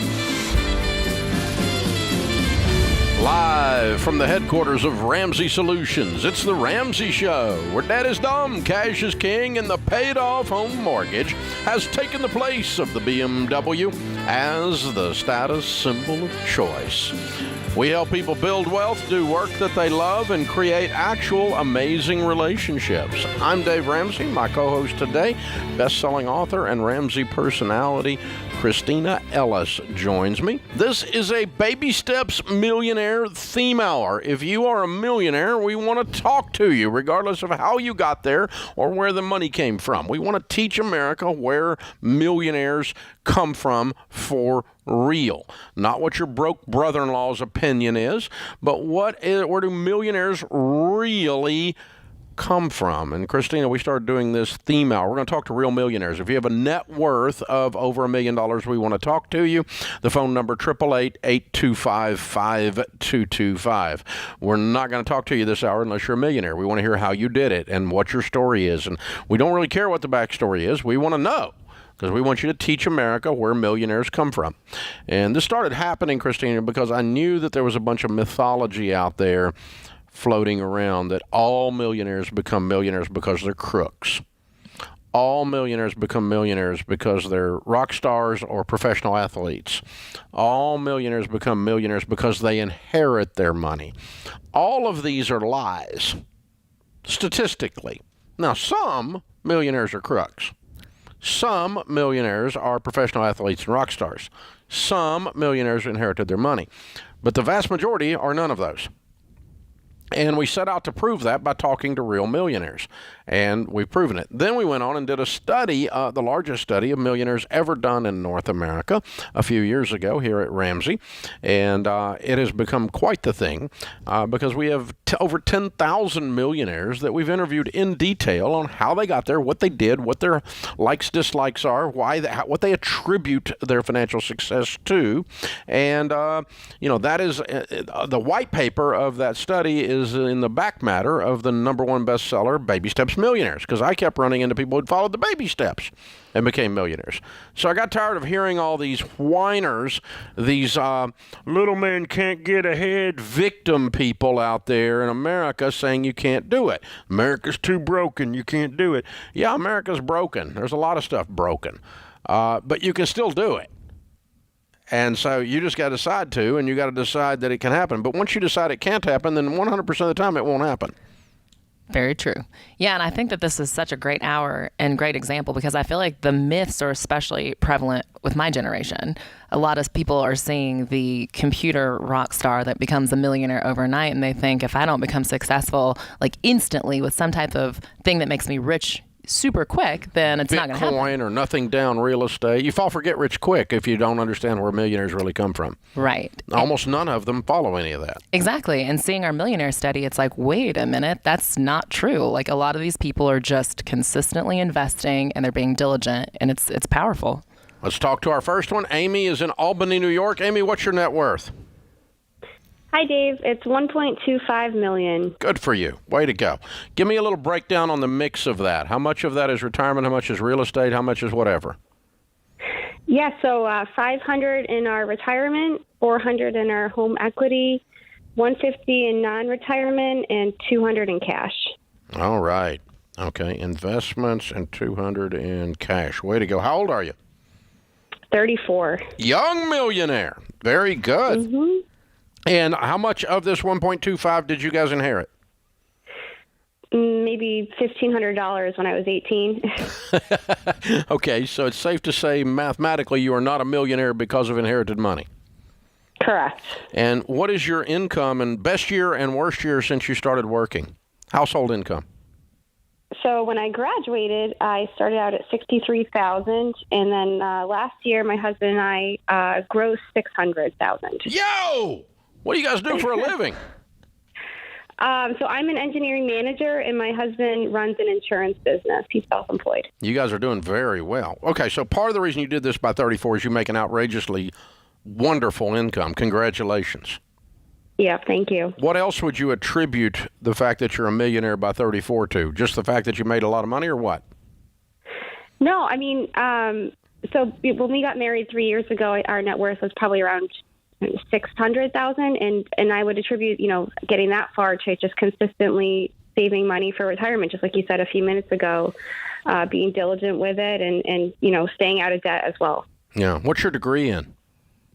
My degree is in biomedical engineering. Okay. And what was your GPA? 3.73. Okay. All right. Cool. All right. And oops, I got that backwards. Okay. Cool. And so, somebody that's 24 and listening, what would you tell them they need to do? Go get a $600,000 a year income. Yeah, that would help you. But other than that, what would you tell them to do? Yeah, I would first of all thank my parents. They gave me the two biggest lessons that impacted my financial life personally, which is making sure I graduated from college completely debt-free. And they also introduced me to your principles, when I was 20 years old. So I guess you could say I drank the Kool-Aid pretty young. And I've been following that ever since. So you are a baby steps millionaire in that sense. Correct. Yeah. Yep. So did you set this goal early on that you wanted to be a millionaire by your mid-30s, or was this something that you just kind of were consistent and then woke up one day and you're like, wow, we're getting close? Like, what did this journey look like for you? The goal wasn't necessarily to be a millionaire. I don't know, reading Dave's books and, listening to his radio show and then his podcast and just hearing the pain in people's voices of, being tied to their debt. I never wanted to experience that. So my priority financially, when I was single and then being married is never to use debt in any way. I mean, we have a mortgage, but that's it. Okay. So, Amy, you're 34. You have a $1.25 million net worth. Congratulations. Last question before I let you go. How much of this did you steal? Nothing. Thanks for calling in, hero. Just want to make sure you're not a crook, because everybody knows that rich people are all crooks. That's how they got to be rich, right? Isn't this the stupid butt stuff people say all the time? That's crazy. Isn't it funny? And yet we talked to sweet little Amy, who's just been doing Dave Ramsey stuff since she was 20. That's all she did. And she went and they got a great income. So they cheated on the income, by the way, because the typical millionaire in our study, 33% of them, 1/3 of the 10,000, never had a household income over 100. And they still became millionaires. So you don't have to have $600,000 income. But wow, way to go. I'm so proud of Amy and her husband. They're killing it. And, the other one is there's millionaires. If you can't be a millionaire if you're not, like, super smart. Now, she is a bioengineer. I mean, so she's not dumb. And she does have a 3.7 GPA in college. She's not dumb. But it went a 4.2. She didn't graduate valedictorian with that 3.7, I can tell you that. No, she just found a process. She worked it. She was consistent. I'm worth several hundred million. My GPA was 2.97. I'm still pissed about that 3/100ths of a point. Something about beer involved in that, I think. I could be wrong, but it's possible. It's a millionaire, a Baby Steps Millionaires theme hour. We're talking to real millionaires this hour on The Ramsey Show.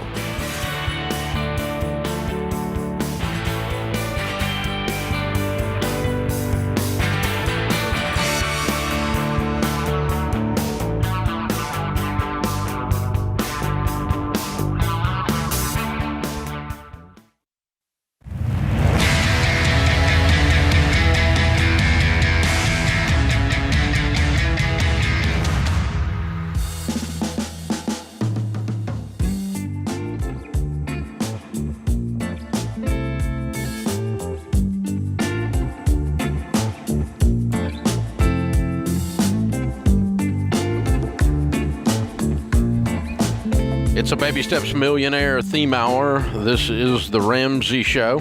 If you want to talk about building wealth, we're going to talk about it. We have 4 live events in the fall in your city. Well, at least 4 of your cities. And it will be George Camel, Dave Ramsey, Rachel Cruz, Dr. John Deloney, and Ken Coleman will be signing books, taking pictures, and doing an event called Building Wealth, where we teach you the real steps to building wealth so you can be a Baby Steps millionaire, right? I will be in Phoenix September the 13th, Sacramento November the 1st, Minneapolis November the 10th, and San Antonio November the 15th. You can get your tickets for $25 or a 4-pack starting as low as $60. So bring a bunch of friends. Come out. It's a great night. These are usually a Tuesday, Thursday night, something like that. They're almost sold out. They're all in the 90 percentile sold out. So they have a handful of tickets each. I know they're out in September and November, but if you want tickets, I suggest you go ahead and get them now, especially given the tickets aren't very expensive. Go to RamseySolutions.com/events and check that out. You can also check out the October 22nd Dallas Smart Conference. Tickets are on sale there as well. It is a millionaires only hour. This hour we're talking to real millionaires, finding out how they did it. Mike is in Denver. Mike, what's your net worth? About $1.6 million, Dave. Cool. Give me a little breakdown on that by category, please. How much retirement, real estate, so on? Well, the house is worth about $700 with a mortgage of about $350, and I've got a rollover IRA worth about $700, and Roth and brokerage that are smaller than that, but total about $500. Good. Very good. Okay, cool. And how old are you? I'm 59. Okay, good. And how much of the 1.6 did you inherit? A can of steel-cut oats and a 10-pound bag of pinto beans. Sounds like my family. Got it. And in your working lifetime, what was your all's beginning or worst year of income and your best year of income? What's the range? About $65K to $160K. Cool. And what was your career or is your career? I'm an engineer. Okay. All right. And what was your GPA? I assume you have a degree in engineering. Yes, I do. Okay. And what was your GPA? 3.8. Good for you. Cool. All right. And what do you attribute the fact that you're not 60 years old yet and you are worth almost $2 million? Why? Live beneath your means, and you'll find that if you put away $100 or $200 every month, that when you're busy and not looking, it'll grow into some substantial savings. Any other advice other than that you'd have for the 25-year-old engineer that's listening right now? Not a whole lot. I can't see anything wrong with thrift as a day-to-day piece of advice. Have you enjoyed money, though, while you're going along, or were you just a tightwad? Well, some people think I'm a tightwad. One of my sisters does, but I think I've enjoyed the money. We just all enjoy money a little differently. I buy tools to fix my car. Mm-hmm. What's the most expensive thing you've ever bought? Well, I guess, I bought a brand new car back in 2005, and it was about $28,000 or $29,000. Okay. What's the most expensive trip you've ever been on? I went to Tahiti with my then newlywed wife. Nice. And that cost us a few $1,000s. I bet. That's lovely. Were there any major challenges you faced along the way, or something you wish you would have known sooner? I don't think my challenges were really substantially different from the ones that anyone else faces.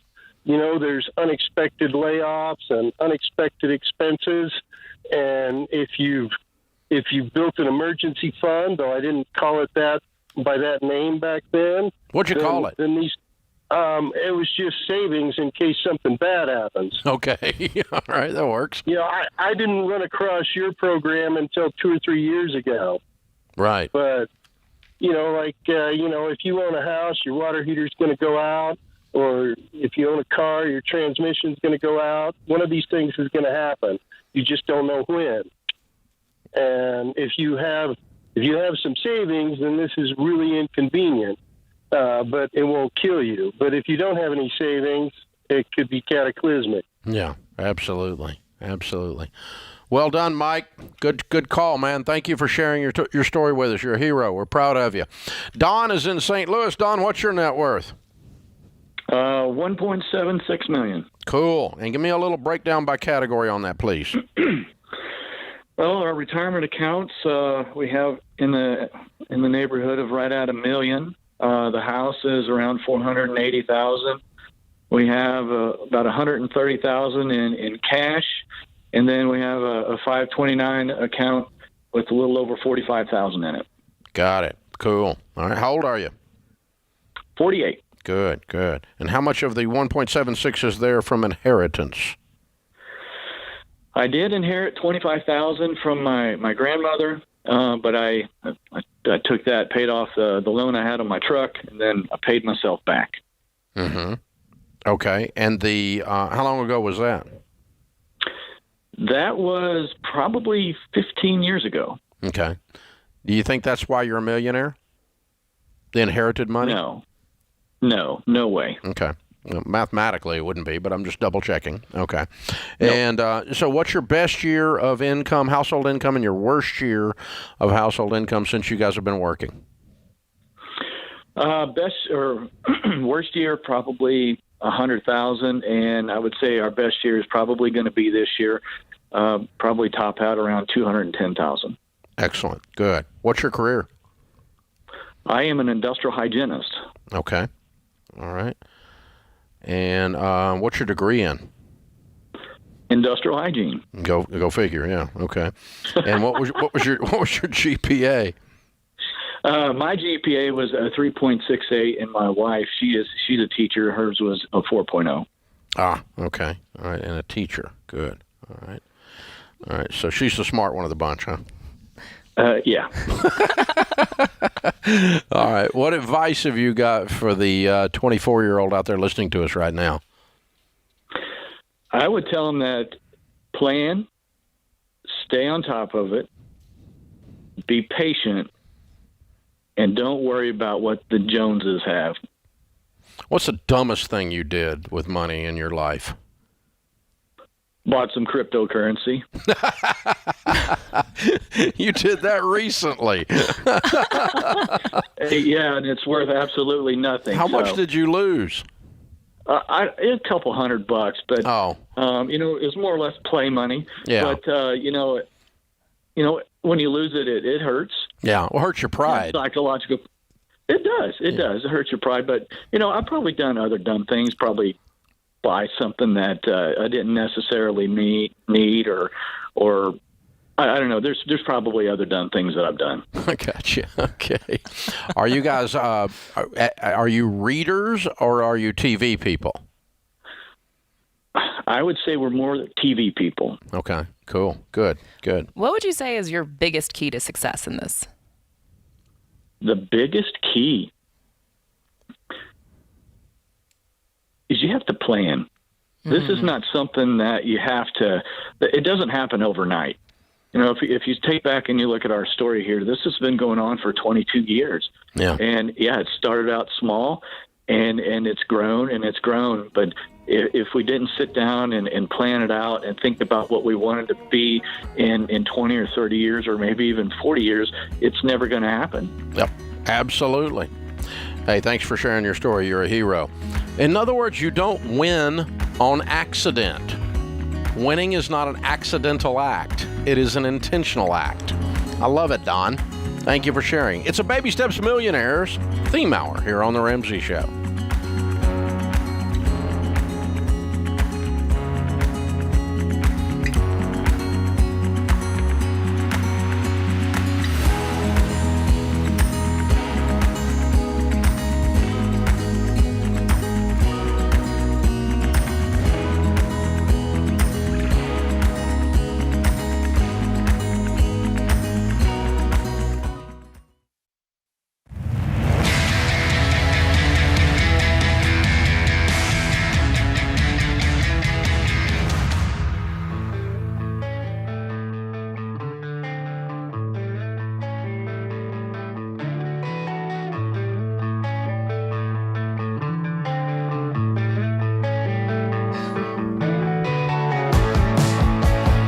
It's a Baby Steps Millionaires theme hour. Thank you for joining us. We're talking to real millionaires this hour. Someone that has a net worth of $1 million or more. Now, let me help you with this because sometimes people get a bit confused or ignorant about this. Okay? Ignorant meaning they don't know. Stupid is they know and they don't care. But a net worth, a millionaire is not a moral construct. It's not that's too much money, or no one should have that kind of money. No one should be a billionaire. No Christian should have that much money. It's not a moral construct. Millionaire is a math equation and an accounting formula. There's only one way to decide if someone is a millionaire or a billionaire. Only one. It's not a feeling. It's not a political statement. It's a math thing.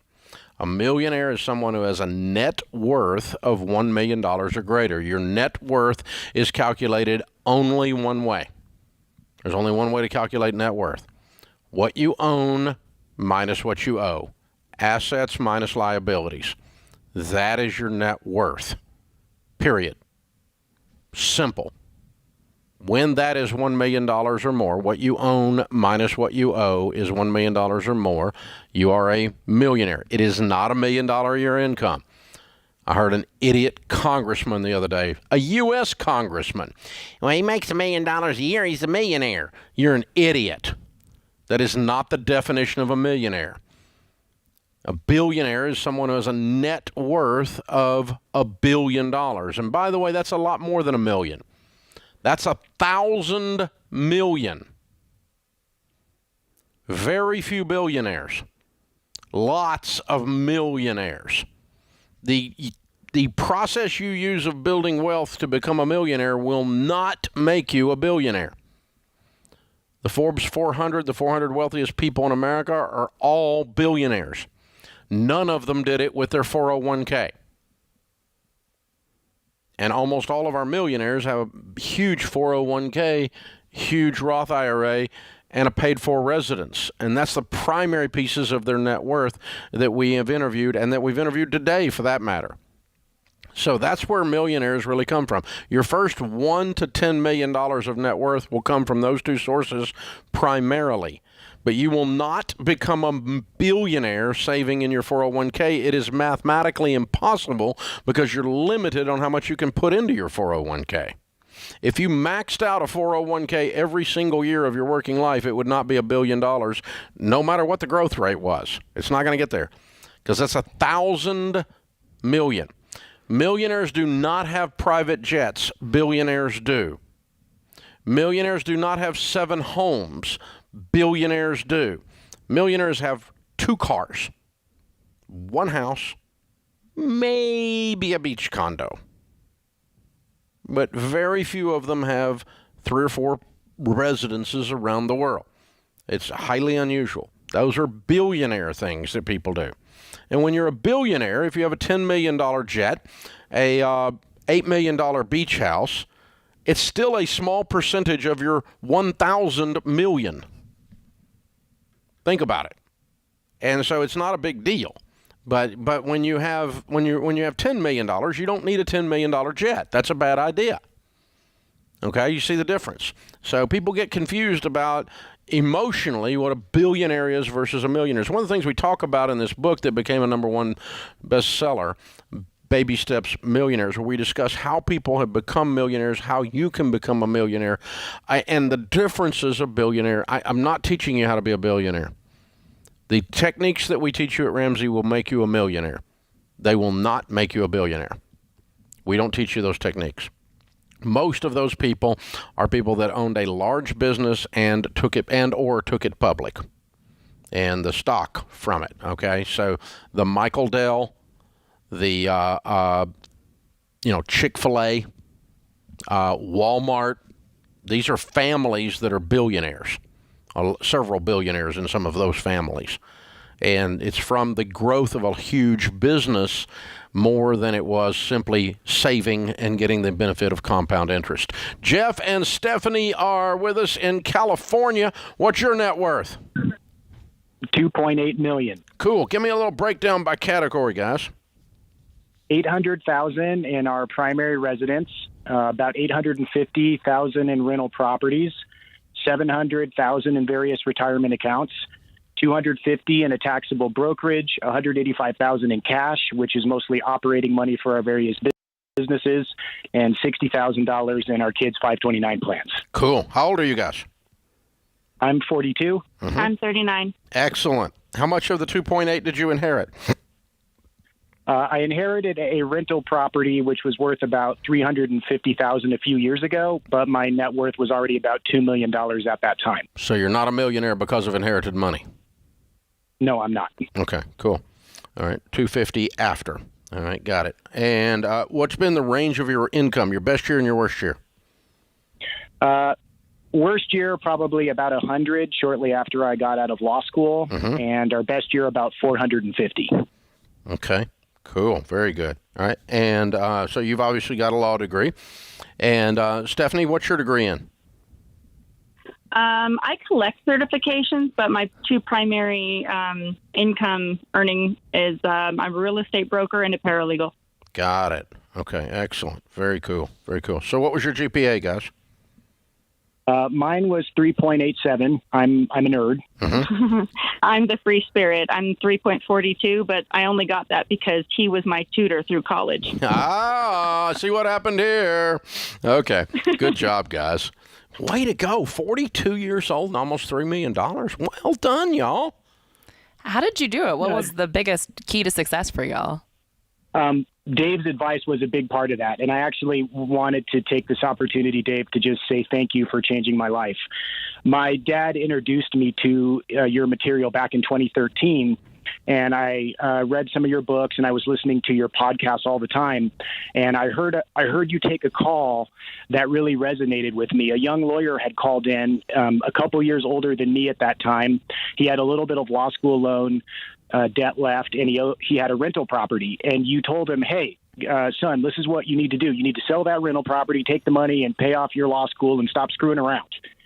And that really spoke to me. And I did that, and it put me on the right path. And with your teaching, it's changed my life, Dave. So thank you so much. Well, thank you. You changed your life. We're proud of you, man. Well done.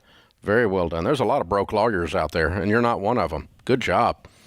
Good job. Very, very good. No, I'm not. And I can't I just can't thank you enough for not just changing my life, but changing my kids' lives as well. You do a great service for everyone, Dave. Well, we're honored. I appreciate that. But again, you're the hero. You did this, man. Proud of you. Thank you for that. I'm glad you followed our stuff, though. I like talking to Baby Steps Millionaires. That's pretty cool, man. Very good stuff, and got started young. Very, very well done. Congratulations, guys. Good job. Very good job. So, yeah, when you read on some stupid social media thread or something, Dave Ramsey doesn't know how to build wealth. He's only helped you with getting out of debt. You can just remember, some of these calls. And it's not to brag on me, but the point is it aggravates me because it makes people think that the stuff we teach doesn't make you wealthy. And we've probably made more millionaires than anybody else in America right now. And but we did it by getting them out of debt and teaching them to save and invest in their retirement plan. And so it's not sexy or fun or get rich quick, and it doesn't match some Bitcoin scheme or some TikTok dance crap or something like that you guys are getting. You're getting your financial advice from a 24-year-old moron. I'm sorry, but that's not helpful. This is the stuff that really works, and it aggravates me, not because I care about y'all bitching about me or something. That's not the point. The point is that then somebody like Jeff and Stephanie don't become millionaires because they listen to that garbage instead of doing the stuff we teach, because this stuff works. This will make you wealthy. That's why we called the book Baby Steps Millionaires, and that's why it's sold several 100,000 copies already, because it freaking works. It's a Baby Steps Millionaires theme hour on The Ramsey Show.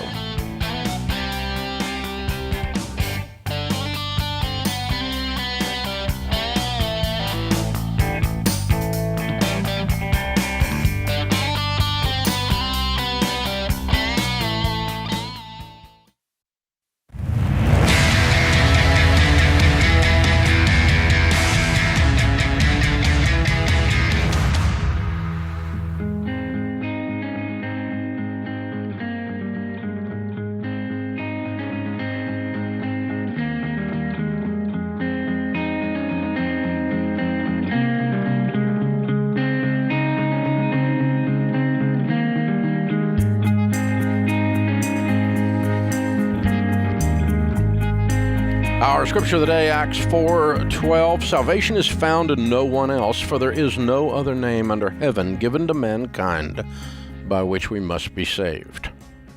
Speaking, of course, of Jesus. Phillips Brooks said, Christianity helps us face the music even when we don't like the tune. That's good. I love that. It is a Baby Steps Millionaires theme hour here on The Ramsey Show. Christina Ellis, Ramsey Personality, is my co-host today. We're talking to real millionaires, people with a net worth of $1 million or more, asking them how they did it, not asking your broke brother-in-law his opinion. Lance is in Indianapolis. Hey, Lance, what's your net worth? Hi, Dave. It's $1.8 million. Cool. Give me a little breakdown by category, sir. Yeah, we have $1.3 million in different kinds of retirement accounts. Our house is probably worth $200 right now. We have liquid cash of $200 and a 529 of $100,000. Cool. How old are you? I am 47 and my wife is 46. Excellent. How much of the 1.8 did you inherit? I think with her mom, parents passing away, and my grandmother, we probably inherited about $50,000 total. Were you already millionaires? Yes, we were. Okay, so it didn't make you a millionaire. Okay. No. All right. And what's your best year working income? Your worst year working income? What's the range since you've been working? I started in the Philippines in 1996 as a teacher, and I only earned $200 a month. That's equivalent to U.S. dollars. When I came in the United States in 2002, probably the worst year was my intern, which I have $40,000 a year. And my best year was last year when I hit $185,000 because of COVID. We have a lot of overtimes and everything like that. Yeah. What do you do? What's your career? I'm a pharmacist. I'm a pharmacist. Excellent. Okay. All right. Very good. And so were you a U.S. citizen or were you born in the Philippines? I was born in the Philippines. Actually, I was there at the Dave Ramsey Show 10 years ago yesterday. We had our debt-free screen 10 years ago there. So since then, I was a citizen. We became citizen in 2017. Excellent. Wow, good for you. Yep. So proud of you. Yep. Way to go, man. That's awesome stuff. Interesting statistic, folks. You are 4 times more likely to become a millionaire if you come here from another country legally than if you were born here. Because they actually believe that this is the best place on the planet. That's why they came here. And some of you grow up here and sit around and whine instead of going and getting this done. And so that's not unusual at all, by the way. And very, very interesting stuff. All right, let's go to William in Houston. And William, what's your net worth? $1,002,000. $1 million bucks. A flat. I love it. Good for you. Right there. You made it over the wire. All right. So what is your breakdown on that $1 million? So our house is worth about $450,000. Retirement, we have about $440,000 in it. $95,000 in cash, and then $15,000 to $20,000 in just valuables. How old are you? Me and my wife were both 32. All right, young millionaires. Cool. And what's your best working year income and your worst working year income? So when we were both working, I think our best year was $225,000, but now it's just me, so about $125,000. Gotcha. Okay. And what do you do for a living? So I'm a nurse practitioner, and my wife's a chemical engineer. All right. Very good. Very good. You think this can still be done if you're 24?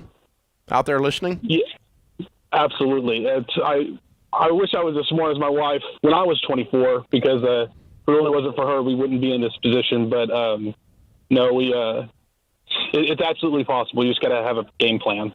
So if you could go back to your 24-year-old self, what would you tell him? Oh, God, don't be an idiot. I think that's universal right there. Focus in school. College is not for fun. It's, for school, and don't go into debt. Like, don't buy a new car. Don't be normal. Be a little bit abnormal. Yeah, be weird, because you are weird. You're a 32-year-old millionaire. Way to go, dude. Way to go. All right, so let's review. We had a $1.25 million, $1.6 million, $1.76 million, $2.8 million, $1.8 million, and $1 million. 34 years old, 59 years old, 48 years old, 42 years old, 47 and 32 years old. Engineer, real estate lawyer, pharmacist, nurse, engineer. Number one, and by the way, occupation of millionaires is engineer. Number two is accountant. Number three is teacher. Number four is manager in business. Number five is lawyer. Medical doctors don't even make the top five. They're number six. They're notoriously stupid with money, like a lot of artists are. But they are the number six highest likelihood of millionaires, but they earn a lot of money, so it's good. It's very good. That's the real world. 79% of millionaires, according to the largest study, airtight research of millionaires ever done, 79% received zero inheritance.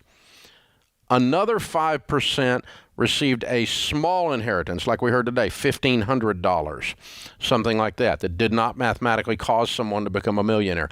Another 5% received a substantial inheritance after they were already millionaires, like we had a $250,000 a day or a $50,000 a day, okay, after they were already millionaires. So again, 79% zero, 5% with not enough to make you a millionaire, 5% got of inheritance after they were already millionaires, 79 and 5 is 89. 90% of America's millionaires, 9 out of 10, are not millionaires because of inherited money. So when you hear that crap from your leftist idiot friend who's about wealth inequality, they are absolutely wrong. Why is that a big deal? Because when you spread lies that steal hope from people, it causes them to not go out into the marketplace and win. I can't be a millionaire because all millionaires inherited their money. The only way I'm going to be a millionaire is get it from the rich people. So I got to elect somebody who takes it from the rich people and gives it to me. See, this is stupid butt stuff. And it's a narrative that has to be squashed because it's a lie. It needs to be killed. because it's this war on success.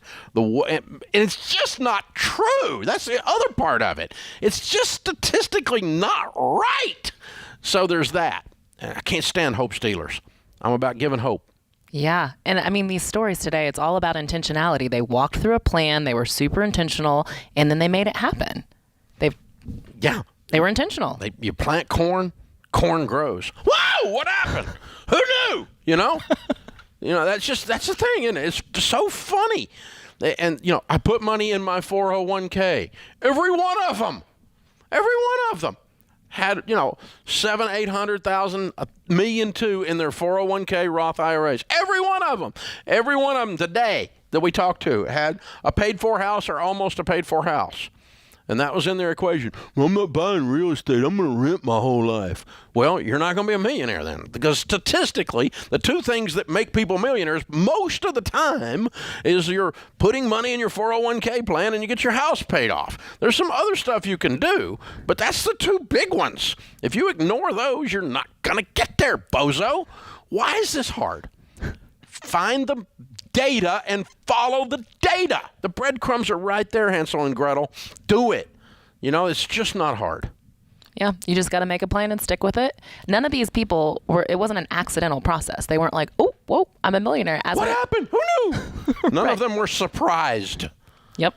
And they all believe the next generation can do it. They don't believe it's over. So they haven't given up on the American economy is rigged. No, it's not. It's not rigged. One thing for sure, you can't get rich people to agree on nothing. They can't get together and rig it because they can't agree with each other. So it's pretty simple, y'all. There's plenty out there for you, and we want you to go win. We really want you to go win. Baby Steps Millionaires an Hour. Good job, Christina. Good job, Austin, Ben, Zach, Andrew, James, Kelly in the booth. I am Dave Ramsey, your host. We'll be back with you before you know it. In the meantime, remember, there's ultimately only one way to financial peace, and that's to walk daily with the Prince of Peace, Christ Jesus.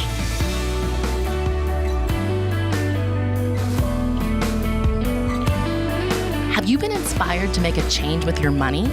Want to know where to start? Take our 3-minute money quiz to get a plan you can follow. Go to RamseySolutions.com and search for Get Started to get a plan for your money.